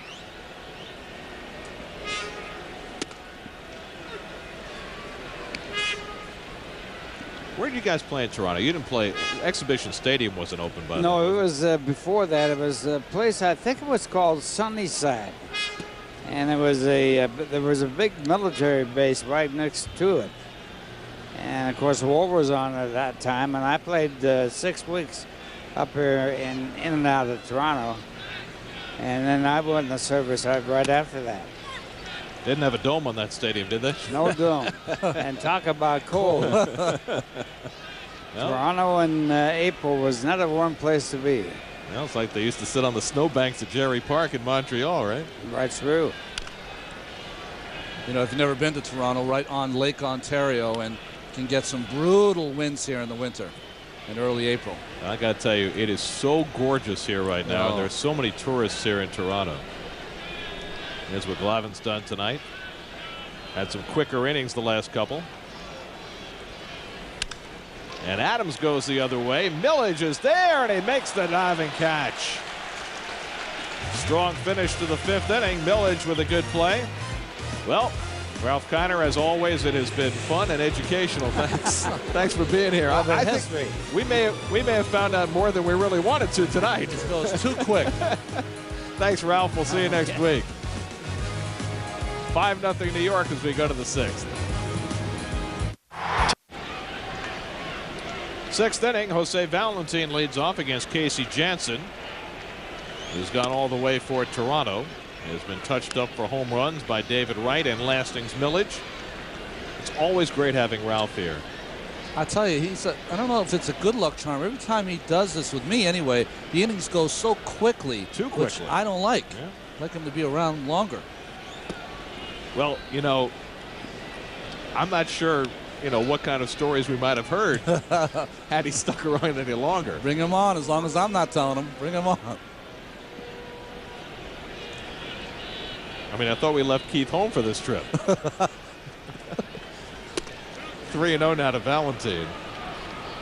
Time for the best of Barbados vacation getaway. If the Mets hit a home run, one grand prize winner will win an all-expense-paid trip to the Almond Beach Village Resort in Barbados. To enter or see if you're a contestant, visit sny.tv/Barbados today. Jansen behind 3-0 on Valentin. And he takes a strike. You know, you mentioned Keith. Keith is so excited to go to Boston. So am I. But he is so excited for his first time back there since the '86 World Series. And we'll see him on Tuesday. But it'll be fun to do that broadcast from Fenway Park. Yes, it will. Over the bag, just foul. And if you think you're excited and Keith is excited, anything Pedro feels. Yeah. I think he's going to bring that inning against the Reds in the 6th out there to Fenway Park when he blew away the Reds, struck it out the side in the 6th. If he brings that to Fenway Park, he's going to be quite exciting. This road trip is like the Mets homecoming tour, but what Delgado got tonight is sedate compared to what Pedro's going to experience as Valentin pops it up. And Overbay takes charge, 1 away. Now, let me tell you, Gary, Valentin, Beltran, can't remember who else, but I was here earlier today. I had to meet someone, and they were out at 2:45 going down to the cage, working on their hitting with each other. And I was just thinking, one, that's great for a veteran to do that with Beltran and the other players. But Beltran, because he's not hurt, because his legs, he's not in the training room getting worked on, is out 5 hours before the game working on his game. And I think that's as much as any reason why he's having the year he's having. You know, we found out last year about Carlos Beltran, even when he was struggling, even when his legs were not 100%. You would go to the hotel gym at 11 o'clock in the morning. He was there every day. And maybe in some respects he worked too hard, but he's having a lot more fun this year, isn't he? You didn't see a lot of smiles like that No. last year, did you, Gary? Not once. He's a different guy. Nice to see. And, you know, he's able to be himself now and relax. And I think it's reflected in the way he's played. Well, he recognizes there's lots of weapons on this team, including himself, but he does not have to be the man. 1-1 to Franco. And Jansen gets ahead of him. Julio shaking his head. He knows, got to lay off that pitch up in the strike zone. And Jansen's gone up there a lot tonight with mixed results.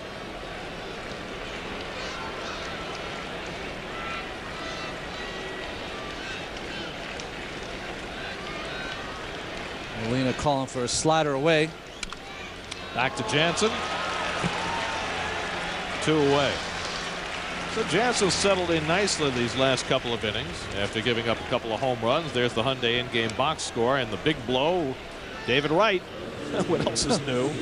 3-run homer after hitting 2 two-run shots yesterday. And you know, you talk about home run hitters. It's not just how many home runs you hit. It's when in the game you hit them and how many people are on base. It makes such a huge difference.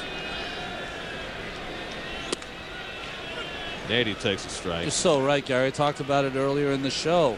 He hit the 2-run home run early when the Mets offense looked like it was going to be shut out. And then he hit the 2-run home run late to put the game away. Big home runs. Broken bat grounder, and Hill is in front of it. And Jansen's got his first 1-2-3 inning of the night.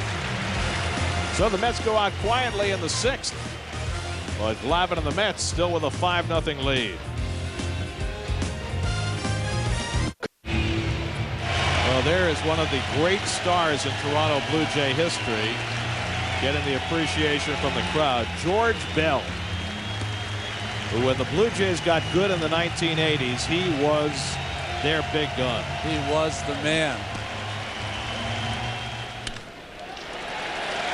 And Reed Johnson drives one to the gap in right center, leading off the home 6th inning, and he'll get 3 bases out of this with ease. First triple of the year for Reed Johnson on Tom Glavine's first pitch in the bottom of the 6th.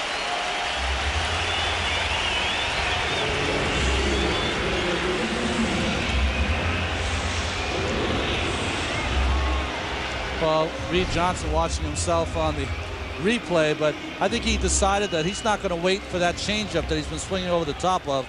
He was going to try to hit the first pitch off Glavine, which he did. Snuck it in that between the right and center field gap, and good enough speed to stand up with a triple.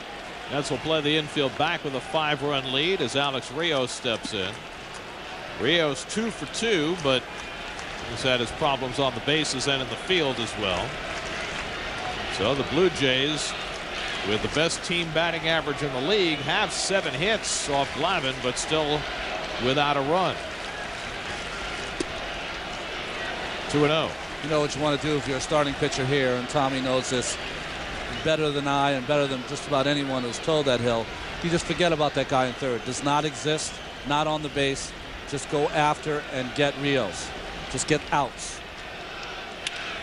To right field, that'll get the run in. As Johnson tags at third.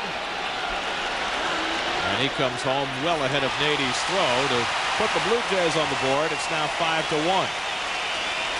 Sacrifice fly for Rios, his 51st RBI, and that breaks up the shutout.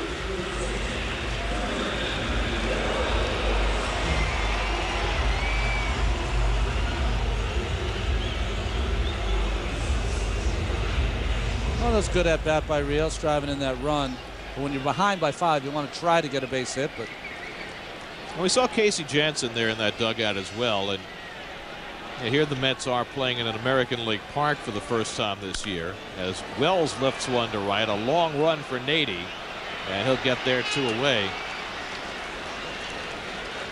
How does gas for free sound every weekday this summer? The WB11 is giving away $50 worth of gas for free. Log on to WB11.com for details on how you could win free gas and avoid traffic tie-ups by watching CommuterCast. Ron, if you're pitching in the National League and you're behind in a game, you have a pretty good idea when you're leaving the game. Yeah. But if you're in the American League, your spot in the batting order is not coming up. It's got to be a different kind of a feel. I pitched with Mike Moore, who pitched in Seattle and then with the Oakland A's. He was the king of giving some runs up early. 5 runs probably by the 3rd or 4th. He would be in there, pitch a complete game, and the team would come back and win the game. He was great at, even though he had a tough early innings, pitching into the 8th or 9th inning. 2-0 to Gloss. Brian Tallett, tall left-hander up in the Toronto bullpen. Jansen has thrown 94 pitches through 6 innings, so we'll see what John Gibbons, the Toronto manager, has in mind. 3-0 to Gloss. So I guess what you're saying, Gary, is that in the American League, you don't have the benefit of the pitcher batting, but you have the benefit of pitching later into a game, even if you're losing, where in the National League you'd be taken out of that game for a pinch hitter. 3-0, Gloss takes ball 4, and Glavine has issued his first walk of the night. Well, the thing about it is, Ron, is that the DH affects the way the game is managed in so many different ways that have nothing to do with, you know, just adding offense to the lineup, which was the whole point of the DH to begin with. Yes. There are so many unintended consequences, like your bench players don't play as much. We were talking to Randolph about that today. You've got such a great bench. What do you do with it? Yeah. You're not pinch hitting for anybody. I mean, very few guys are going to replace defensively. As Hillenbrand takes ball 1. So in a way, when the Mets go to the American League cities, they're at a disadvantage because of that strong bench. They're not able to use it. No use question. Chavez. Now, if you're a bench player in the American League, you can go weeks without playing. I was talking to Eli Marrero about that yesterday. Yeah, Eli played last year in the American League for the first time, and he hated it. Yeah. He said, I would go 10 days, 2 weeks, and never get an at-bat. Never stiff in the lineup.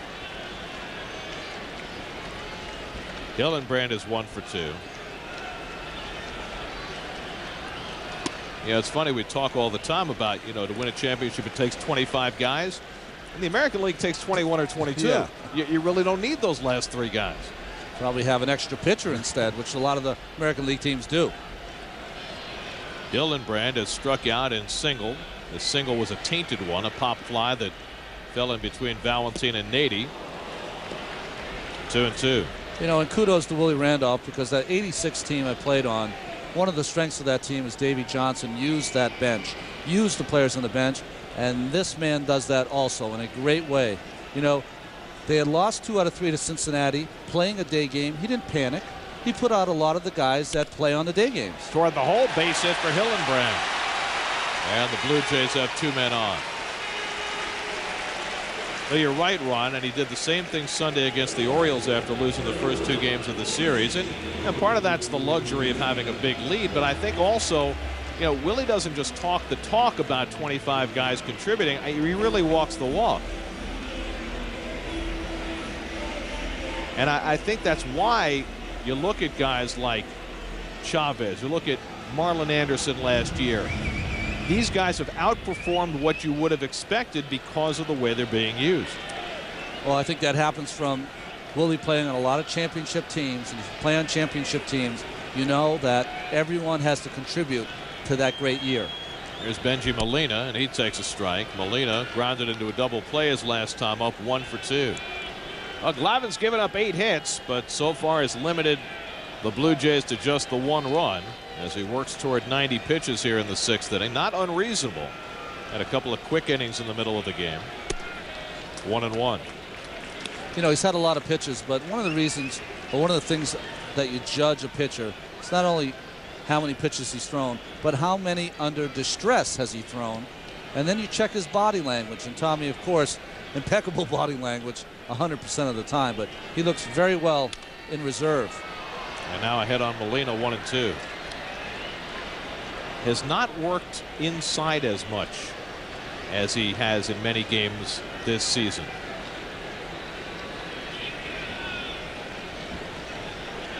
The 8 hits, but just the 1 walk. The opposite of Pedro yesterday, Yeah. who allowed just 2 hits but walked 5. That worked for him. 1-2 to Molina. He comes inside but misses, 2-2. And I wonder whether that has something to do with John Hirschbeck behind the plate, that maybe he'll give Tommy a little extra on that outside. That's funny you say that. He gives outside the right-handers or inside the lefties. So that side of the plate he'll give you. The other side, inside the righties, outside the lefties, he does not. And he comes inside for a second straight time, and Molina pulls it foul. That honestly is a good pitch for Tommy. It's hard to control, but that kind of slider inside that he takes a little off, if he gets in the right position, it's a foul ball every time. There's no way a player can keep that fair. Gloss at second, Hillenbrand at first. Not a whole lot of speed out there. And Molina reaches and fouls it off. Benji, the oldest of the 3 catching Molina brothers. Jose still in Anaheim after Benji left as a free agent. Yadier having a really tough go of it in St. Louis this year after a breakout season last year. You know, I wouldn't recommend this for Glavine. This would be a great time for him to throw one in the eyes of Molina, who's just trying to foul pitches off. Even if he misses 3-2, he can go back with that changeup down. And he beats him with a fastball held by LaDuca, side retired. Molina down on strikes, and Glavine limits the damage in the 6th. 5-1 New York. Gary Apple with the Chevrolet Baseball Night in New York update. Red Sox and the Phillies, and that is Manny Ramirez in the bottom of the first 2 aboard, and that is big time stuff as he stands and watches it over the Green Monster. 6-0 Boston in the 3rd. That is good news. Back to Gary and Ron in Toronto. We go to the 7th inning here at the Rogers Center, formerly known as Sky Dome.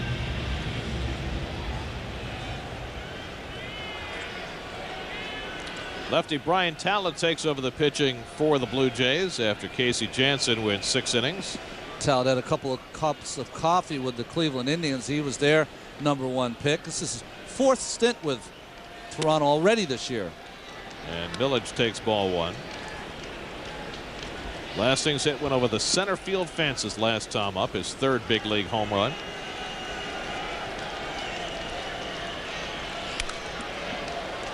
One and 1 to Milledge.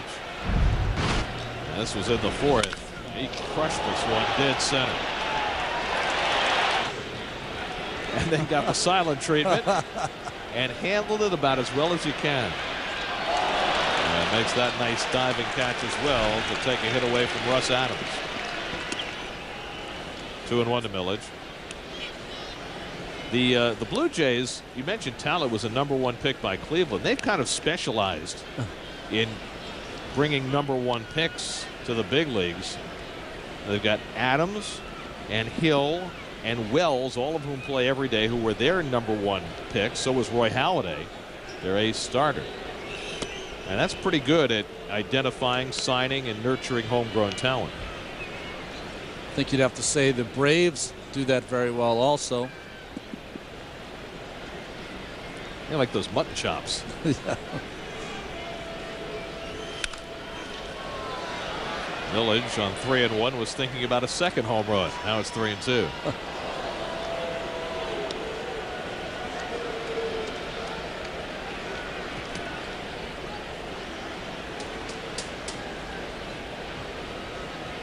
Yes, it's a baseball, not a hockey puck. That's a great little 70s throwback there with those mutton chops, though. Very impressive. And he walks Milledge, leading off in the 7th inning. Let's check in with Chris Connor. Chris? Oh, Chris. See, Chris has fun, and then he has too much fun. You see that patch there.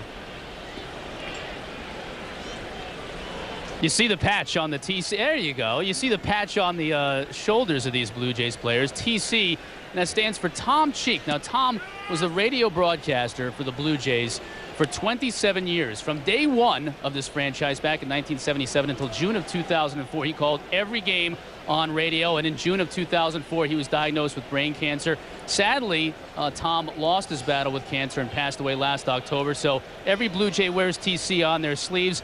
And also, he is now a part of Rogers Center forever. He was put in place in the level of excellence, the Ring of Fame, if you will, for the Blue Jays, as Reyes pops foul out of play. 4,306 is next to his name. That's how many straight games he called on radio for the Toronto Blue Jays. Gary? Not only a great broadcaster, very famous for his call of Joe Carter's series-winning home run in 1993, but also an incredibly nice man who we certainly were happy to encounter every time the Mets and Blue Jays got together over the years. Tom Cheek, sorely missed here in Toronto and by all in the broadcasting community. To shortstop, could they double up Reyes? Adams with a turn, not in time. You need perfection if you're going to double up Senor Reyes.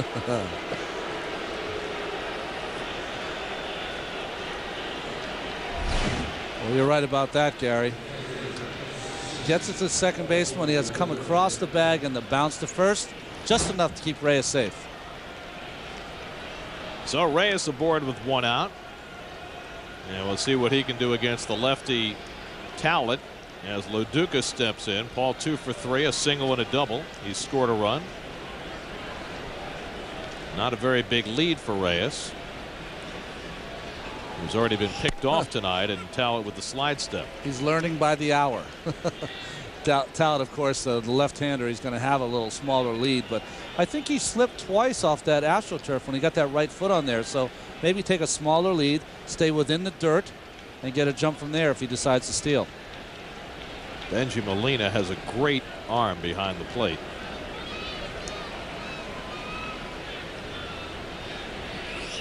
And Loduca drives one to the gap in right center field. Rios won't get this one. It hops against the wall, and Reyes being waved home. No relay throw. Loduca takes off for third. And well, that's one way of giving yourself up. He accepts the tag after running out of the baseline. Well, I think Loduca was banking on the fact that Adams would throw the ball home, and when he didn't, he understood he was out dead to rights. It's an RBI double for Loduca to make it 6-1.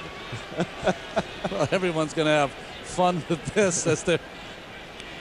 Maybe they should give him the silent treatment right now. But good hitting by Loduca.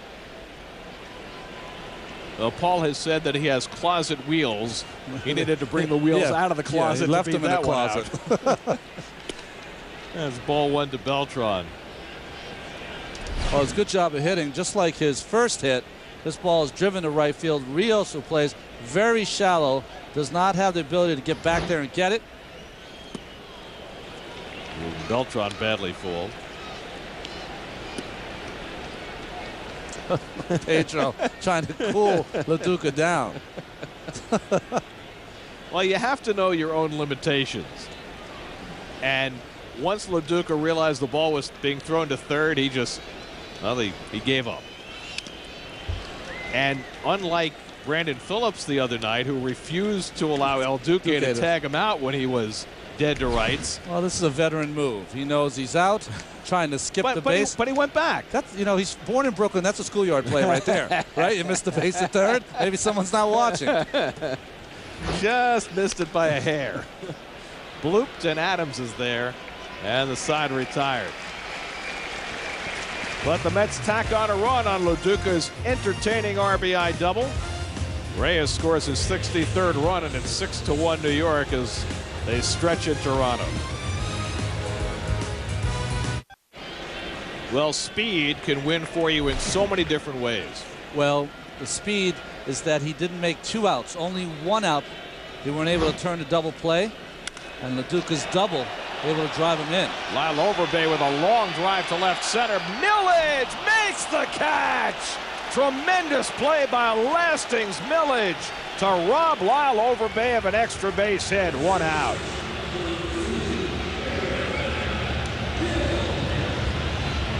Well, the Mets are just doing so many things well.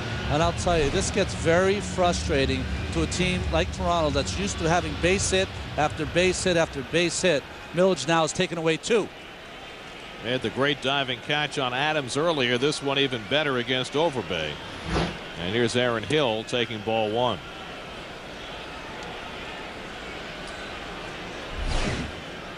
Well, we talked about it before, Gary. There's no warning track, so you got to kind of feel for the ball and the wall out there, and Milledge did a great job. 1-1 to Hill. That's been a big night for Milledge. 2 outstanding catches in the outfield and a home run.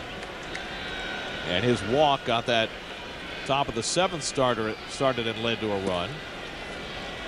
2-1. Also had a nice takeout slide to help Reyes beat out the double play.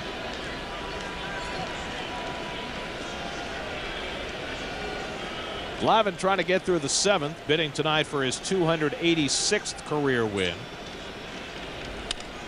Toward the middle. Reyes can't make the clean play. And Hill is safe. So Reyes with the bobble. Oh, this is a carpet here, Gary. You see how it's going, and it catches right, it goes right over the lip where the sand meets the grass, where the dirt meets the grass. And Reyes wasn't sure if that was going to hit inside or outside. Maybe took his eye off that, but definitely one of those carpet hits. They'll give Reyes an error, his 6th of the year. And now here's error. Adams. Yeah, well. Normally you think of true hops on AstroTurf helping infielders. Adams was robbed by Milledge his last time up.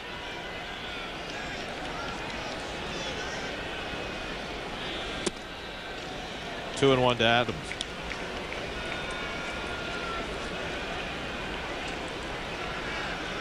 You know, I know the results are much better than the last 3 starts of Glavine, but he looks much sharper tonight, throwing the ball where he wants to.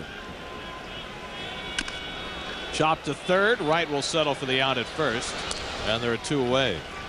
Hill moves up to second. As we check out the Toyota out-of-town scoreboard, Red Sox trying for their 7th straight and trying to help the Mets as well. Mets could open up an 11-game lead on the Phillies tonight with a win and a Philly loss. Manny Ramirez with a home run. Orioles lead the Nationals. Cincinnati leading at Cleveland. Yankees have a 6-4 lead on the Marlins as they try and stay 2 back of the Red Sox. Detroit half game up on the White Sox and leading the slumping Cardinals tonight after they got swept by the White Sox. Atlanta trying to snap a 10-game losing streak. There's Reed Johnson, who tripled his last time up. Josh Beckett with the start in Boston. Beckett will match up against Pedro on Wednesday night at Fenway. That should be entertaining. I don't think I'm going to miss that one. I don't think too many Mets fans will. And then you got Glavine against Schilling the next night. To shortstop. Reyes has to hurry against Johnson, and he gets him side retired. Nicely done by Reyes after he made the error earlier in the inning. We go to the 8th in Toronto, and the Mets cruising with a 6-1 lead. In 2006, Hyundai, the Mets, and Sportsnet New York are teaming up to strike out cancer. For every K the Mets pitching staff registers, Hyundai, the Mets, and Sportsnet New York will donate $25 to the Hope and Heroes Children's Cancer Fund. 4 strikeouts for Glavine tonight. Looks like he's done after 7. Carlos Delgado takes a strike. It was fun to watch him with Peterson. He was saying that my ball was going down today instead of straight across the strike zone. That was interesting to see. Makes an adjustment at the tender age of 40. Delgado 0 for 2 and a walk in his homecoming. 0-2. Well, Glavine gave up 8 hits in 7 innings. but I think this was a very good team for him to pitch against, a very aggressive Toronto team. And Delgado goes down swinging against Brian Talent, one away.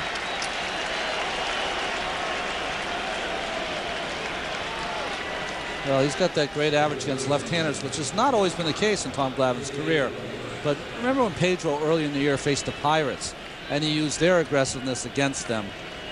Well, so did Tom today against the Blue Jays. Well, the Blue Jays had a .331 team batting average against lefties coming in, but Glavine's not your average left-hander.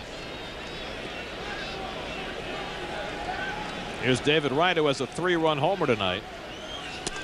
If Glavine wins tonight, it would be number 286 of his career and would tie him with Robin Roberts for 25th all-time. He needs 1 to tie Roberts, 2 to tie Bert Blyleven, and 3 to tie Tommy John. Wow, pretty good company. 2-0. Well, every time he goes out there on the mound, he has a chance to pass some great pitcher in the past. So great to see. Wright has had the big blow tonight, as he did yesterday, as he has so many times this year. Fooled by Talent, 2-1.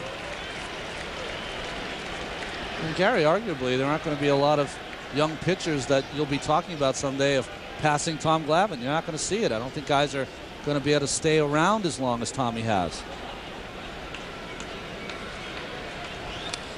Well, the problem is pitchers don't get as many starts, don't work as deep into games, so they don't get as many decisions as you look at Duaner Sanchez warming up. And he got to stay healthy for 18 years, and that's what Tommy has done.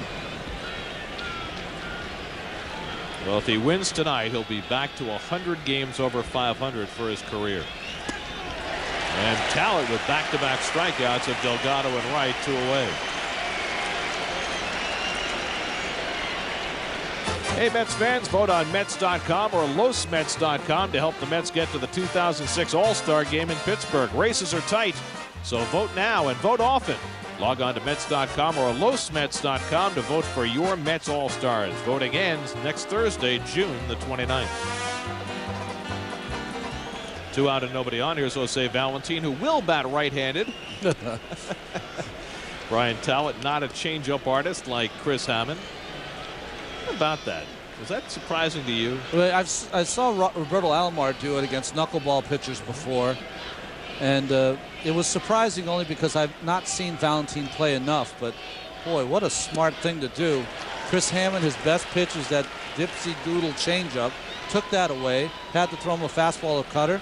Threw him that little cutter 80 miles an hour over the middle of the plate, and a long home run to center field that could have been quite a story. Except the game didn't end the way it was supposed to.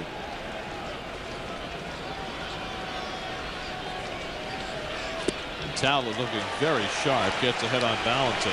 You know, the slider that Talent is throwing right now is the one that lefty Steve Carlton used to have. Just a straight downer. Starts with the middle of the plate, down and into right-handers. They swing over the top of it. He's got the same kind of height as Carlton. Get that downward plane. Talent, a former #1 draft pick who's never quite blossomed, looking very impressive here. Misses with a slider, 2-2. And with those sideburns, he looks like a little bit like Lefty in the 70s. And you know what? Earlier this season, he was wearing stirrups. Oh, they had the full 60s, 70s look going with the mutton chops and the stirrups. Now he's got the long pants like everybody else these days.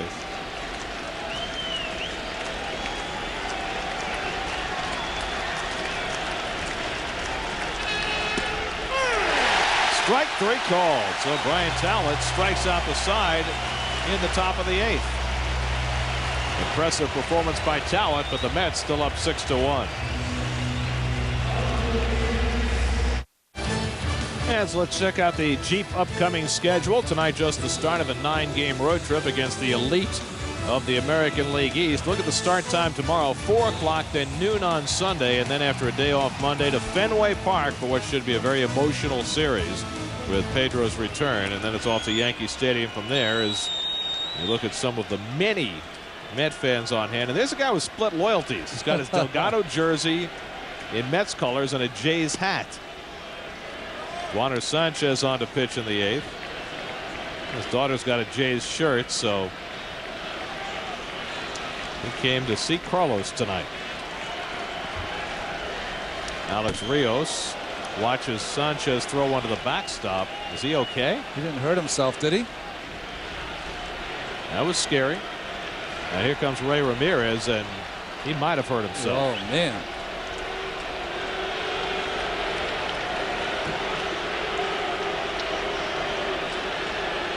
That is not a sight that Met fans want to be seeing.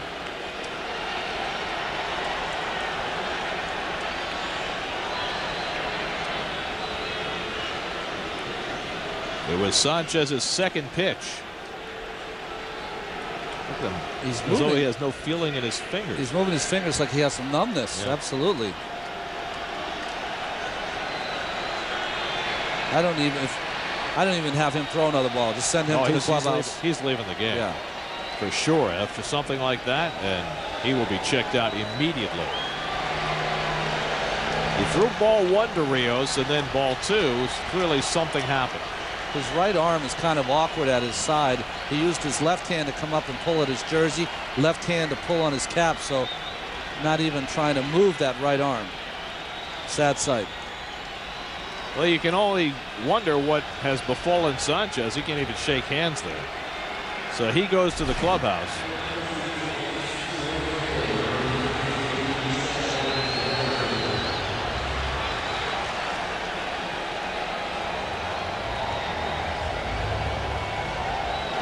Well, it's impossible to speculate what happened there. Obviously, something drastically wrong. Something drastically went wrong with that right arm.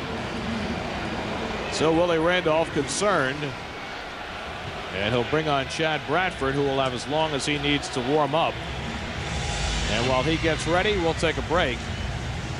Mets with a 6-1 lead, but plenty of concern right now for Duaner Sanchez.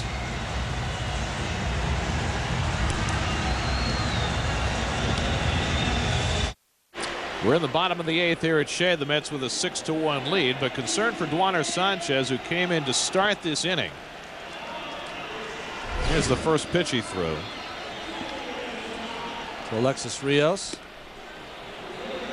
And it doesn't look like there's anything wrong. And then that pitch just buckles over in pain. Impossible to see what happened to that right arm, whether it's elbow or shoulder, but something you can see the pain in his face. It's just obvious when you see a pitcher double over like that and that kind of pain. That's not a good sign. Well, Sanchez has been such an important part of this stellar Mets bullpen through the first 73 games of this season. And you can see the concern etched in Willie's face right there as he talks to Rick Peterson. Hey, listen, Sanchez is 4th amongst National League relievers in innings pitched.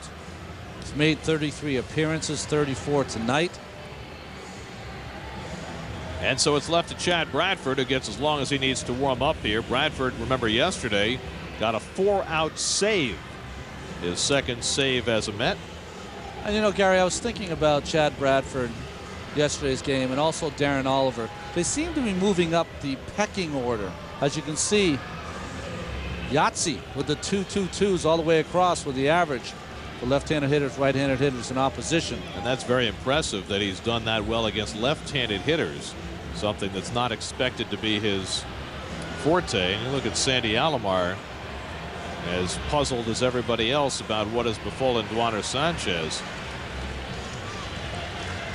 We'll check out the AOL game summary. It's been a good night for the Mets up until just a moment ago. David Wright with the 3-run homer. Tom Glavine trying for his 9th straight win and his 11th of the year. And in line for it, Reyes got a hit his first time up, extending his hitting streak to 11. And the Mets have themselves a 6-1 lead. Want a better high-speed internet? You belong at AOL. So it's 2-0 to Alex Rios. That's the count that Bradford inherits. And now it's 3-0. If he were to walk Rios, the walk would be charged to Sanchez since he left with a 2-0 count. Rios 2 for 2 and a sac fly. There's a strike. So Bradford pitching for the second straight day, and that'll alter Willie's bullpen plans here for the last 6 outs. 3-2 to Rios.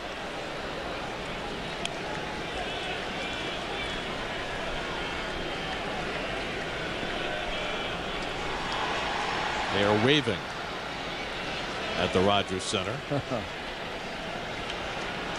See, that's better. It's a 6-1 game. Your team's down. The other day they were waving at Shea when it was 5-4 in the 8th. Watch the game, right? I mean, really. I think we've learned that by now, haven't we? I think so. Some hope. Some 20 years out from the beginning of the wave.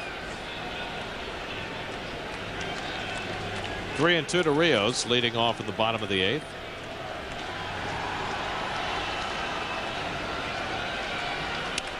To shortstop, and Reyes can't quite get it. That ball knuckled right by him, and Rios is 3 for 3.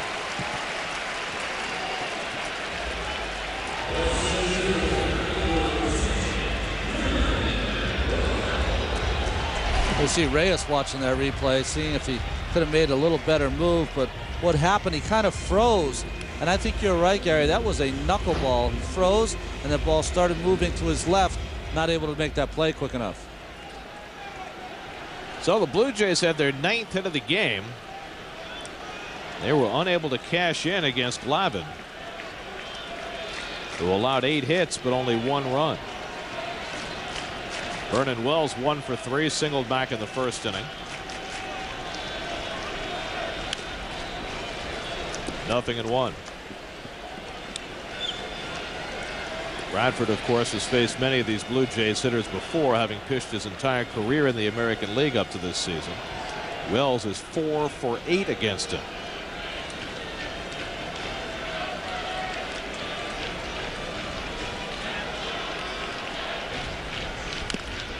Lunge for that one, 0-2. And you knew that Bradford was going to play a role in this series just because of the lineup for the Blue Jays. Rios, Wells, and then Gloss. All those right-hand hitters in a row.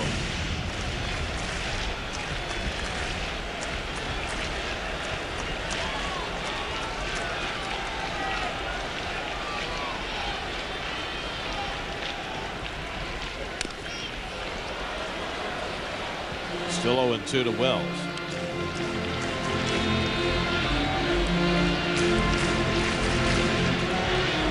You think Chad Bradford's homecoming to Boston will be a little overshadowed? Yeah, I think so. Bradford pitched for the Red Sox last year. Very happy to be here. And again, Wells lunging and fouling it off. Bradford, in his appearance yesterday against the Reds, faced 4 batters, struck out 3, all on call third strikes. Kept Willie Randolph from having to dip deeper into his bullpen as he picked up the save.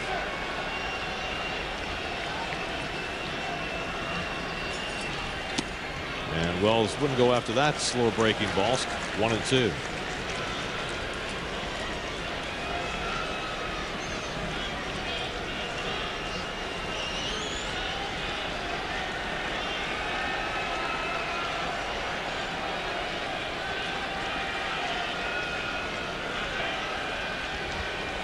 Rios at first, to short, not hit hard.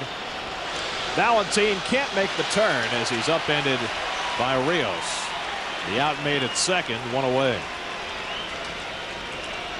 Would have been tough to turn 2 against Vernon Wells. Well, Vernon, one of those guys, great hustler, gets down that line. Be part of the celebration at Shea with Mets season tickets. Prorated packages include postseason ticket purchase options and priority access for season tickets in the new Mets ballpark. To get your season tickets for the rest of 2006, call 718-507-TIXX or go to Mets.com today. Pedro Feliciano getting ready behind Bradford as Troy Gloss steps in, 0 for 2 and a walk. And he takes a strike. Fastball from Bradford. You got to love a guy who can get away with throwing his fastball at 78 miles an hour. I love that you call it a fastball. I think he loves that it's called a fastball. I mean, you see knuckleball pitchers who throw harder than that. I mean, Tim Wakefield's fastball's, what, 79? Yeah. That's what's great. That's the essence of this game, is that you don't have to be Roger Clemens. You don't have to. You can be 5'8", 155 pounds and play this game. But what's interesting about guys who throw like Bradford or who throw knuckleballs is they've all done it, almost every single one of them, out of desperation. To third, might be two. Right to Valentine, but a bad throw pulls Valentine off, and everybody's safe. So David Wright with a bad throw. Should have been an ending double play. Instead, it's first and second and one out.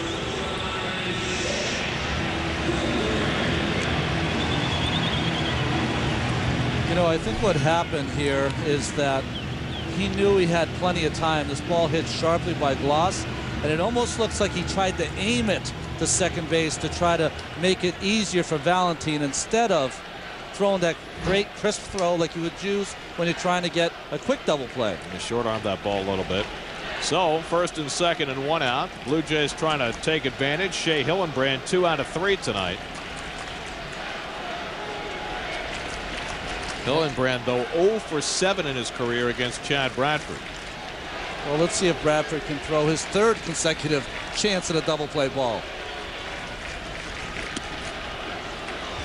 1-0 to Hillenbrand. And you know, Gary, we talked about this in the Billy Wagner game where he blew the save. Billy very rarely gives up 3 or 4 base hits in a row, so if he walks people, that allows him to get back in the game. Same with errors in a game. You know, the Blue Jays, if the Mets pitch the way they're supposed to, should be really out of this game. But if you give errors or walks or things like that, it gets them back in. It allows them one big swing, and they're back in the game. Little tapper out in front of the plate. Fair ball. LaDuca to third. Very aggressive play by LaDuca. I didn't think there was any way he was going to throw to third base with a 5-run lead, but he gets the out there, and that's the second out of the inning. Well, we've seen it all year. LaDuca is just about as quick as any catcher I've ever seen on these swinging bunts. See him come popping out of there. He almost beats Hillenbrand out of the box, and a throw on the run. How many catchers can make that throw? Very few. That's a terrific play by LaDuca, and really a very aggressive play with this kind of a lead, but it paid off for him. Now 2 on and 2 out for Benji Molina. So Bradford getting yet another hitter to pound the ball into the ground. And you know, we've talked all season about his ability to strand the other pitchers' runners, but now he's not giving up any of his own. You saw the graphic earlier about how long it's been since he's allowed a run of his own.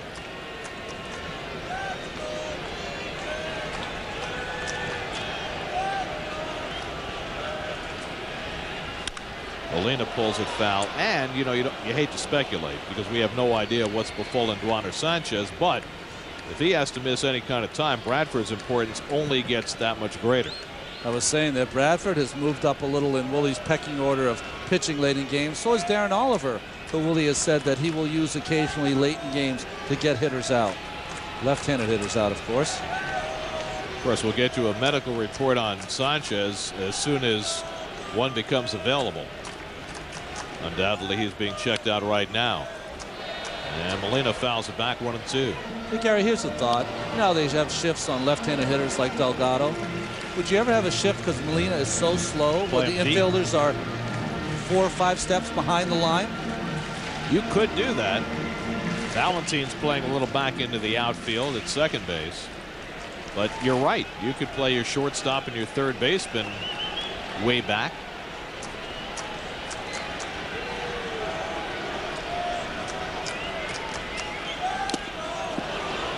And LaDuca caught the brunt of that one on his catching hand. Well, a lot of times when that ball is tipped by the hitter, he has his glove in one way to catch the ball, and as soon as it's tipped, it'll come down and usually get that thumb. See how it hit that thumb? The catchers hate that. That really smarts. Bends that thumb backwards. It's almost like a bone bruise, you know, every time you get pounded on that thumb. The roar you hear is that some morons have decided that they'd rather run on the field and spend a night in jail than watch a baseball game. And we will not show them because why honor them? Mike Herbst, meanwhile, looking at LaDuca's thumb. You know, a lot of the catchers, Gary, have that plastic insert that they'll put over their thumb to stop from that thing from happening, but it looks like LaDuca does not use that.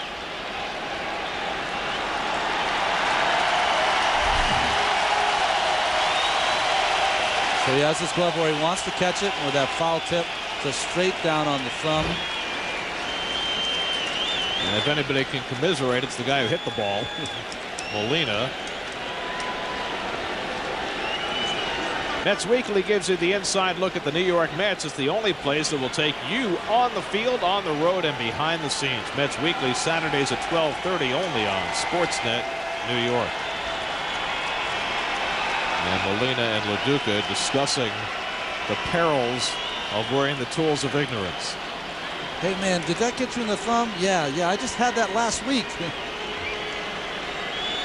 Hate when that happens. LaDuca is going to catch a couple here to make sure he's okay to stay in. Remember, the Mets are carrying 3 catchers right now, which gives them a little more flexibility.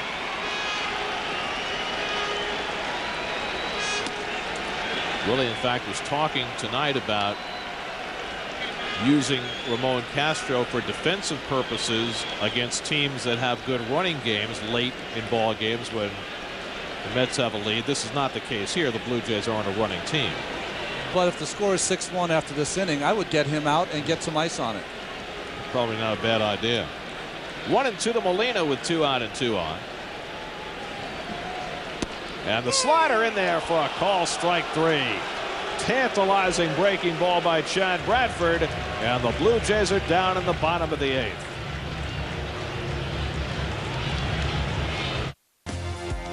Gary Apple with his Chevrolet Baseball Night in New York update. Marlins and the Yankees at the stadium. Bottom 4 tied at 3-2 on for A-Rod, who delivers.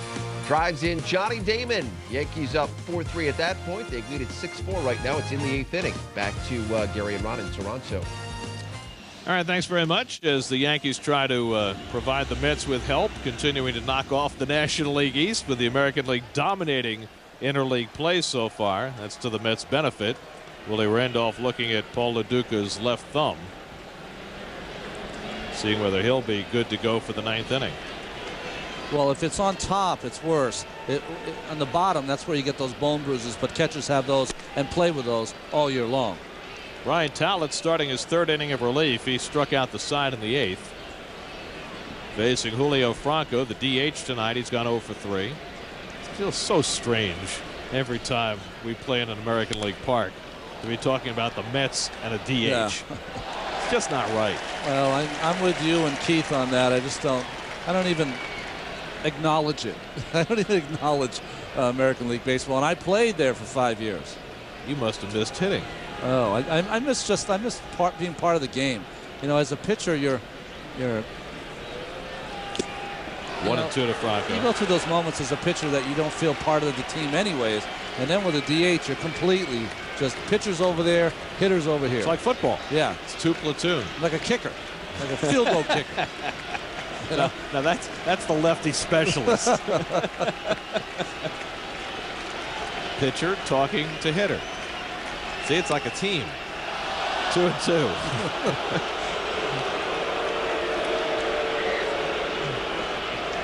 Oh, we talked about this team a little, Gary, earlier, how close they are. And when you're home, you're doing stuff with your family. You don't see each other when you're away from the ballpark. It's Carlos waving to a friend. Franco lifts one to right. Rios has it one away. But when you're on the road, you see the guys get together and they go together to dinners, and Carlos probably telling them some places in Toronto to maybe go. Wave into the opposite dugout. Coming up on Geico Sports Night after the game, we'll go into the Mets clubhouse for a reaction. Joe Girardi and the Fish back in the Bronx, and John Starks on Barnum and Bailey, also known as the Knicks. What a joke. Xavier Nady up with 1 out and nobody on. And he takes ball one. You know, Gary, what I was trying to say, though, is close teams, the Mets are a close team, and close teams play well on the road because they spend a lot of time with each other. After the game, they go and they talk about the game. And those are all good things because you're not always allowed. You know, I remember when I was a young player, used to do that at home also, but it's just not done anymore. But on the road, you can go to dinner or go to the lounge and have a beverage or whatever. But just talk about the game. Talk about, hey, why did you do this in a certain situation with this pitch? LaDuca might ask a pitcher. 1-2 to Nady. But it doesn't always work that way because if you don't have good team chemistry, then you got the 25 guys, 25 cabs. Yeah, and that means you won't play well on the road. You know, you feel disenfranchised. You're not together.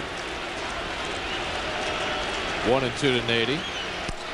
Struck him out. Well, Brian Talent has been very impressive. That's his 4th strikeout in relief. New York Mets baseball on SNY is brought to you by Dodge. You can take life as it comes, or you can grab life by the horns. Dodge. Geico, 15 minutes could save you 15% on car insurance. Visit geico.com or call 1-800-947-AUTO. And by Jeep, the all-new 7-passenger Jeep Commander. It's your world. Take command. Here's Lastings Milledge, who's had a big game tonight. His 3rd home run of the year, and he's made 2 terrific catches in left field.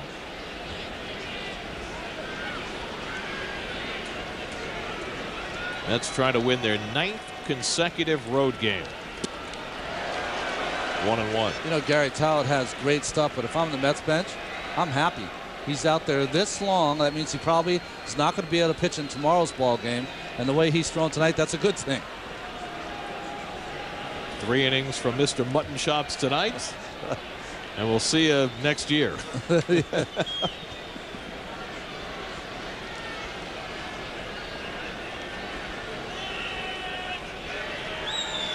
course, there is the off chance the Mets could see the Blue Jays in October.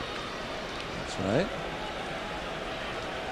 Well, they'd have to win that division, though. It looks like the wild card is going to come out of the AL Central. Now, the way the Tigers and White Sox are going, if they keep it up, make for an interesting September in the Bronx and at Fenway.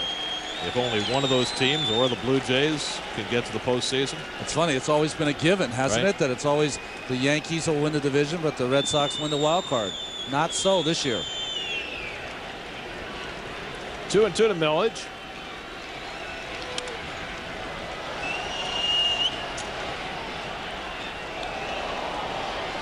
Well, the foul balls that have been coming back, I've been flinching a little, thinking that they could maybe reach this booth, but I don't know why I'm doing that. I got vertigo a little bit up here when I first came to this booth.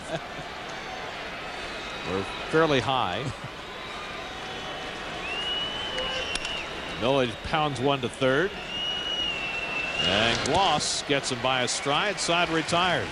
So that finishes an outstanding relief effort for Brian Talent. He retired the last 7 in a row. They go to the bottom of the ninth, 6-1 New York.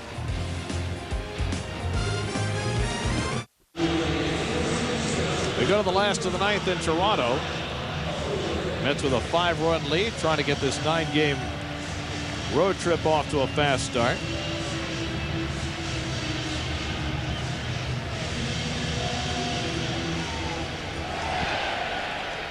And Pedro Feliciano will try and finish it off for New York against the lower third of the Toronto batting order. And Lyle Overbay takes ball one. Overbay 1 for 3. Robbed of an extra base hit on an outstanding play by Lastings Milledge his last time up. To center field, and Beltran's right there. 1 away. So 1 out and nobody on. This copyrighted telecast is presented by authority of Sterling Mets and may not be reproduced or retransmitted in any form, and the accounts and descriptions of this game may not be disseminated without the express written consent of Sterling Mets. 1 out here in the last of the ninth. Pedro Feliciano trying to put on the finishing touches. Aaron Hill is 0 for 3.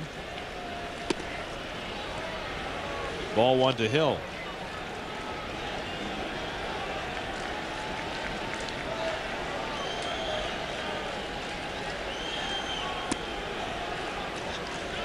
Two and 0. Well, in 1988, in May and June, the Mets won 8 consecutive road games. Bounce to short. Reyes has got it. 2 men down. And now the Mets are 1 out away from their 9th consecutive road win, which would be a club record. Any recollections of that road streak in '88? '88, we lost in the middle of that trip, but I just remember it was our big run in '85. '84 we were a good team. '85 we were a better team, but it was a great road trip, and that team was a very close team, and that's the reason that team was so great on the road. Here's Russ Adams. Blue Jays down to their final out. He takes a strike. Well, the Mets 1 out away from a win, but there'll be concern after this game for the condition of Glavine Sanchez, who left after 2 pitches with an apparent injury. And we'll just have to wait and see what the deal is going to be with Sanchez. Good breaking ball by Feliciano, and now he's 1 strike away from nailing it down.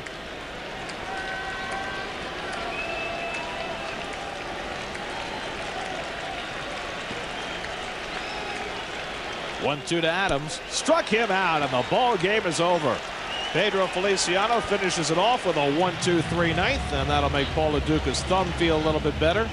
And so the Mets now have the longest road winning streak in their 45-year history. They won the last 8 games of their previous trip in LA, Arizona, and Philadelphia.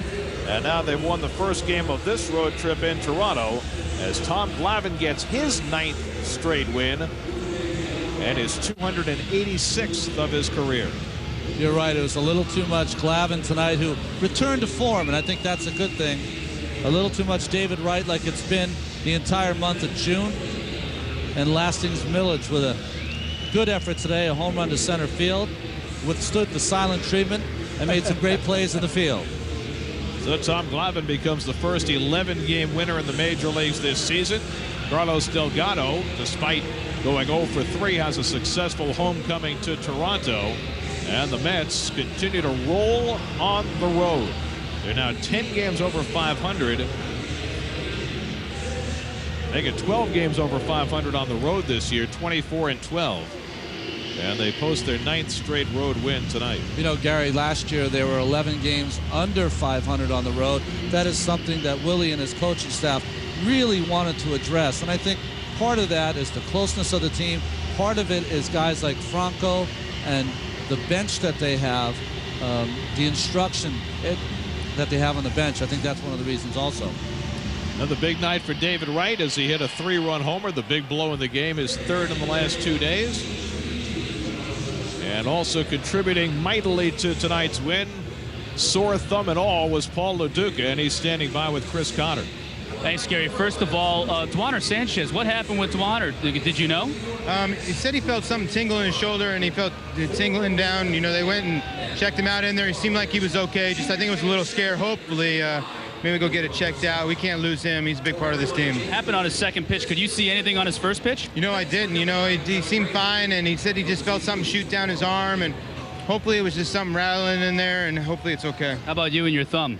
It's all right. Yeah, it's part of being the catcher. I'm just glad I got some hits tonight. Also part of being a catcher is that you're not a shortstop or a center fielder. Was seeing Reyes running in front of you on that double, almost triple, kind of inspiring you a little? No, I thought there was going to be a play at the plate, so I figured I'd try to get the 3rd with 1 out, and God, I can't run, man. I'm slow. What do you do when you realize you're really that dead? Obviously, you went back and just said, tag me, let's get on with it. Yeah, you know, I don't want. The whole thing is when you're out by that much, you don't want to get anybody hurt, do something stupid, slide halfway there, something like that. So just let him tag me out. Tom seemed sharper tonight than he had been in his last 3 or 4 starts. Yeah, he threw the ball really well. He had better command with his changeup today, and that was a little bit of his problem, but he's been great for us all year, and he keeps trucking along. One last thing, Paul.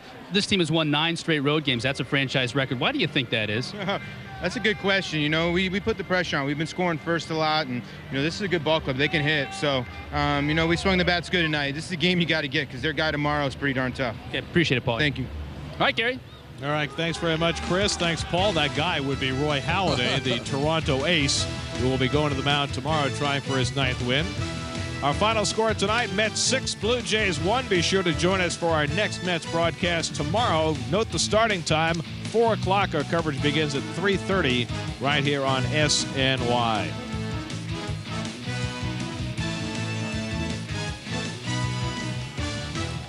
Mets began their road trip in Toronto tonight, and they begin it successfully with the CN Tower looming above an open sky dome, honoring Blue Jays past, George Bell, Carlos Delgado, but it was Tom Glavine's night. There have been so many Tom Glavine nights this year. His 9th straight win, his 11th win of the year. David Wright had the big blow as the Mets win it here in Toronto. Now for Ron Darling, Chris Cotter, and our entire SNY crew, I'm Gary Cohen. Let's go to Gary Apple in our Sportsnet New York studios. All right, Gary, thank you so much. Nissan postgame live just ahead. We're going to break down the Mets and the Blue Jays. We'll hear from the manager, Willie Randolph, amongst others. Then it's Geico Sports Night to follow. But we are back with Nissan postgame live right after this.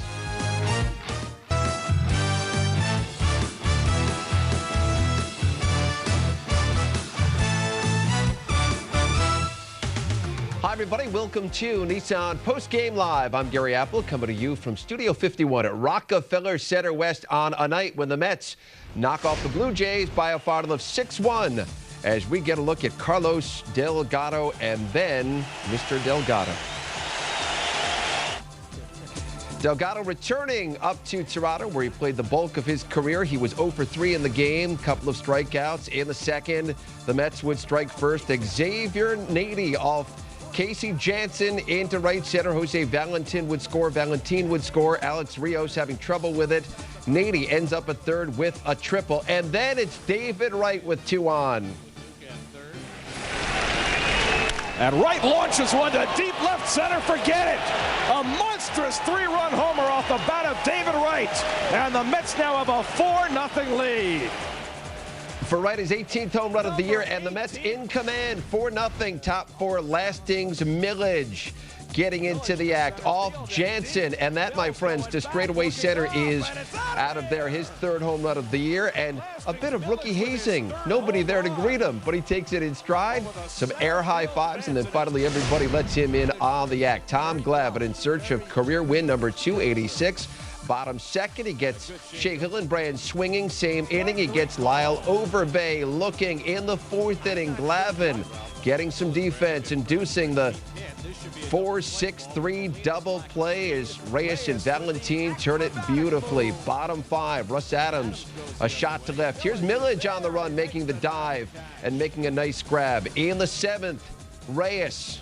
And here's where speed is just critical to this team. He hustles, he beats out the double play, and it would help because the very next batter, Paul Duca, sends one into the gap in right center. Great drive, goes all the way to the wall. Reyes would score all the way from first on this play.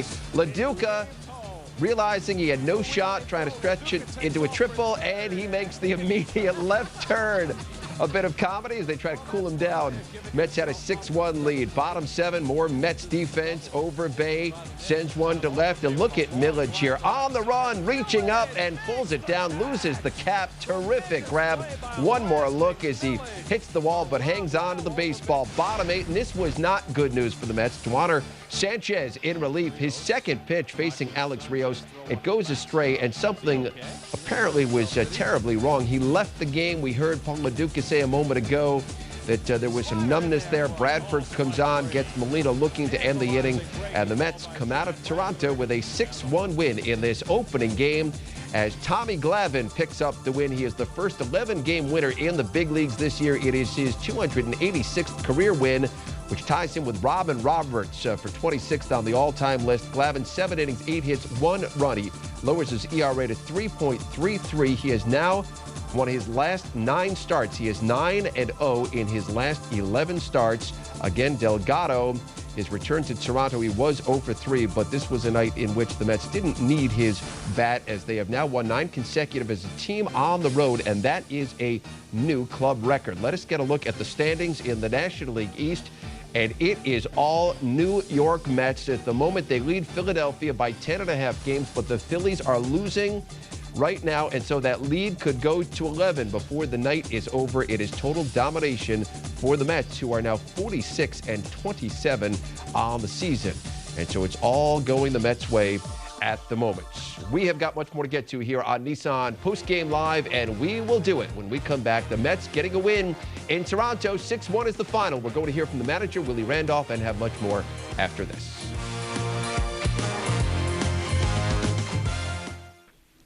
Gary Apple back in our New York studios. The Mets get the win in Toronto. 6-1 is the final as Tommy Glavine picks up the win. Let's go back up to the Rogers Center. We bring in Ron Darling. And Ronnie, this was pretty solid pitching from Tom Glavine, who's now won 9 of his last 11 starts. What did you see from Tom in this game? Well, 286 wins now. What I saw that I haven't seen in the last 3 games is he got that changeup down. It was breaking down instead of across the plate, which it did for the last 3 games. I think that's the reason he was giving up all those home runs. But, like Tommy's done his entire career, made the adjustment. And then the Toronto hitters were very aggressive, so he used that against them, throwing pitches just off of the strike zone. That's why he had so much success. Paul LaDuca had 3 hits in the game. He was 3 for 4 in the game. It seems like it's a different guy every night. I love the way he drove the baseball tonight, deep into the gaps, Ron.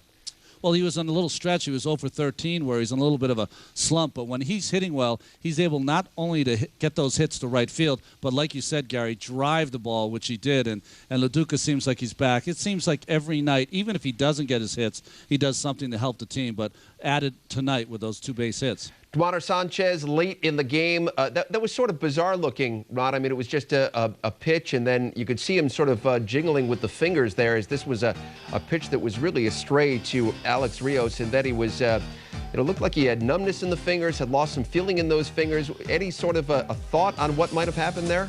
Yeah, we didn't get any reports so far from the Mets clubhouse, but, he threw 2 pitches. The first pitch he threw to Rios, he looked fine. And then the second pitch, of course, was so wide, 3 or 4 feet wide of the strike zone. And then he just bent down, doubled over in pain. And Paul LaDuca in his postgame interview said that Duaner said he had some numbness in his fingers that shot down from his shoulder. So let's hope for the best, but hard to speculate right now. Yeah, he's been a huge part of that bullpen so far this season. And what can you say about David Wright? He continues to just impress. A couple of homers yesterday, another one today, 18 on the year now. He is a really good-looking young player. A good-looking young player that now is one of the elite players in the National League. Yesterday with his 2 two-run home runs, the first one to get the Mets started when their offense looked really stagnant, and then the last one, of course, really put the game out of reach. This one, the Mets were only leading 1-0 and needed a little more offense and left a few runners on base, but David Wright took care of that with that long 3-run home run off Casey Johnson. Ron, we don't know how long Lastings Milledge is going to remain up in the big leagues, but we do know this. He's awfully exciting at times. He made 2 really good catches in this game and also went deep, his 3rd home run of the year. He is fun to watch out there. He is fun to watch, like you said, that home run, but he also plays both sides of the ball, plays great defense, and that's nice to see a young player with those kind of offensive tools. And I think that Lastings is making his call to say to Willie and his staff that, hey, I belong up here. And maybe he might need a little more seasoning when Cliff comes back, but I think he's proved to everyone if he doesn't stay up here this year, he will definitely be a force to be reckoned with next spring training. Ron, this lineup is so tough, top to bottom, and I think we saw that again tonight with the fact that Delgado going back up to Toronto, didn't have a hit in the game, struck out a couple of times, and they didn't need his big bat. What was it like for him going up there tonight? Well, you said, Gary, a different guy does it every night. Milledge, of course, probably never hit in the 9-hole, but Delgado got such a great response. Before the game started, he was announced in the lineup. Everyone here gave him a standing ovation. And then when he came up to the plate, it really was a beautiful long ovation for Delgado, who deserves it the way he's played here. 336 home runs in his career in Toronto, the things he did off the field, how he helped the younger players on that Blue Jay team. They speak so fondly of him. So, he's a great player, is Carlos Delgado, maybe a better human being. All right, great job, Ron. Appreciate it as always. Thanks, Gary. Talk to you later. All right, Ron Darling joining us from Toronto, where the Mets get the 6-1 victory over the Blue Jays. They begin the 9-game road trip in fine form. As we head for break here on Nissan Postgame Live, we get a look at Xavier Nady driving one at Rogers Center. It went for a triple. We are back here on the Nissan Postgame Live show in just a moment. Welcome back. Geico Sports Night coming up right after Nissan Postgame Live. Let us check in with Steve Overmeyer to see what the SNY crew is working on. How are you, Steve? I'm doing good, Gary. How about yourself? Very well, thanks. The SNY crew, very busy in the newsroom, working on several stories for you. The Yankees are back home after a 6-game road trip. They're in the Bronx to take on Joe Girardi and the Marlins. We'll have highlights of that. And after a motorcycle accident nearly claimed his life, the man who was the second pick overall 4 years ago, Jay Williams, is traveling a long road back to the NBA. We'll have that story, all that and more coming up on Geico Sports Night. First now, let's send it back to Nissan Postgame Live and Gary Apple. All right, Steve, thank you very much. Looking forward to that broadcast as we get a look at the box score from tonight in Toronto. The Mets getting the 6-1 victory as Jose Reyes extending his hitting streak to 11 games on the season. LaDuca had 3 hits, did get hit on the finger late in the game, but as he said in his post-game interview, that's just life as a catcher in the big town. Carlos Delgado shut out in his return to Toronto, but they were able to make do without him. And then David Wright delivering again.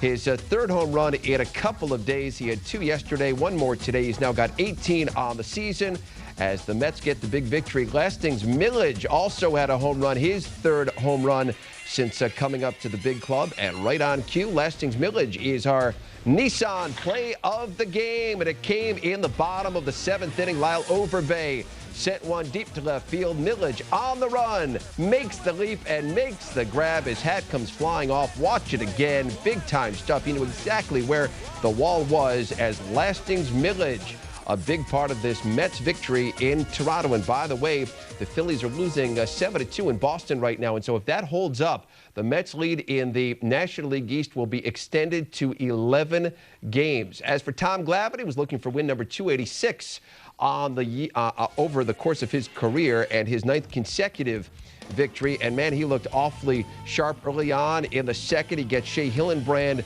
swinging. Then it's Lyle Overbay caught looking. Bottom third, Reed Johnson. The swing and a miss as Tommy took a little bit off it. Bottom 4, Glavine getting some defensive help. Benji Molina into the 4-6-3 double play. Tom Glavine getting the win for the Mets as he went 7 innings, gave up 8 hits and a run. He lowers his ERA to 3.33. And as we look at the all-time wins list, Tom Glavine now tied with Robin Roberts for 26th all-time with 286 victories. He's one away from Bert Blyleven. That it's Tommy John and Bobby Matthews with 297. But it has been a terrific year for Tom Glavine, who is 11-2 now on the season. Let us take a break here on Nissan Postgame Live. Still ahead, we're going to hear from the manager, Willie Randolph. That much more when we come back to our New York studios in just a moment. Welcome back to Nissan Postgame Live. Gary Apple in our New York studio. Coming up on Saturday, it's the same 2 teams, the Mets and the Blue Jays. Coverage begins at 3:30 right here on Sportsnet New York. And then on Sunday, it's the 3rd game of the 3-game series over on the WB beginning at noon. Right now, let's check in with Willie Randolph, who answered questions a few moments ago. He began by talking about Duaner Sanchez and his situation, his condition. Let's listen to Willie. Well, you got to kind of wait and see first, guys. The game's just over. I haven't even talked to him yet. I mean, probably just a little ding or whatever. And he got inside after he came inside and said he felt much better. Sometimes you just get a little scared, that's all, you know. So we have no idea why he wasn't. What did you say was bothering him? He threw a pitch and he felt like a little shock in his shoulder. And just talking to a couple of pitchers, they said that's not unusual. That it's a violent movement with the shoulder. Sometimes you get like a little dung, I guess, whatever you might want to call it, like a little shock type thing. Obviously, we're taking precautions and don't want to take a chance on him throw another pitch. So he could be perfectly fine tomorrow. So we'll check him out and see how he feels. But when he came inside and they checked him out, everything seemed pretty good. As a matter of fact, he even said himself he felt a lot better than he thought he would. But anytime you throw a pitch and you feel some discomfort, it's a little scary. So. It's your initial reaction to be a little concerned, but I think it'll be okay. Is he going for tests tonight? I don't know if he is or not. I think they checked him out inside. But, we're optimistic. We'll see. I mean, it's not, he just felt a little ding in there, and we'll check him out and see how he feels. I can't tell you more than that. We weren't told anything. We thought he swallowed his tobacco. We had no idea. No, it had to be something with his arm. I mean, because he when he came out of the game, he swallows tobacco, Marty. He doesn't even chew tobacco. We made a lot about this trip you guys thought it was going to be, and starting off like you guys did, winning tonight. Does it say a lot about your team, about how well they're coming out like this? Well, again, I'm not surprised ever when this team comes out to play. It's only the first game of the trip. We got a long way to go, but we did some good things tonight again. Tommy pitched well enough to keep us in the game as usual, and I thought Carlos did a great job of hustling on the line and beating out that double play, which kind of set up David's home run. So David came up with another big home run for us, and we did some good things tonight. And but we have a long way to go. But it's always nice to play well on the road, and we need to kind of continue to put together some more wins. After Lastings' home run, is that sort of really spontaneous reaction for the whole team to kid him around a little bit, razz him? Bust his chops a little bit. The rookie's got to take a lot of grief. They all go through the same thing. I think he had a feeling that we were going to mess with him a little bit, and the guys did a good job of it. So, we keep each other loose. We have a good time on the bench, and that's just something that rookies have to deal with. That's all. Is there a ringleader for all that? Is there one person? I wasn't sure who exactly did it. I mean, I think Valentin's always the guy who likes to jive around. So, a bunch of the guys were probably talking about it before I got to it, but it was all in good fun. Kid takes it real well. We got him on him in spring training when we were running the bases one day, so he kind of expects it. He's a good kid. Did you notice any nerves on Delgado's part or anything? No, Carlos is always the same. You never notice any difference in him. He's always the same, very, very grounded, always smiling, and keeps everything very much in perspective. You said before the game, you kind of seemed surprised at how good this Toronto offense has been. When you have Tommy out there, can he kind of give you the performance you're looking for against that type of team? Well, yeah. I mean, Tommy, when he's this is an aggressive fastball hitting team, and when Tommy's throwing his changeup, moving the ball around, he can give a team like this trouble. I mean, they got in late last night too, so maybe that has something to do with it. But Tommy's been throwing the ball relatively well. It's good to see him get back in more of a consistent rhythm. His balls were down a little bit more. His changeup was more effective. He wasn't up in the zone as much as he was the last couple starts out. But the bottom line is that he's able to keep us in the game, and we're able to score some runs for him. But a team like Toronto, aggressive most of the time. It's sometimes a good team for Tommy to pitch against, and he caught him on a good night for him. Are you feeling a little bit better with Bradford in terms of being able to go longer with him, more batters than you were early in the year? No, not necessarily. He's always been a guy that depending on what kind of rest you give him, can go multiple innings. But no, I don't try to stretch him out too much. He's been phenomenal. He did another good job tonight. But, it depends on how much rest he has coming into the game. But he's a guy that can go and get one tough guy out. But all year long, he's been going sometime 1+. So there is a very happy Willie Randolph. We saw a smile out of Willie tonight as we get a look at the pitching matchup for Saturday. El Duque, Orlando Hernandez goes to the mound for the Mets.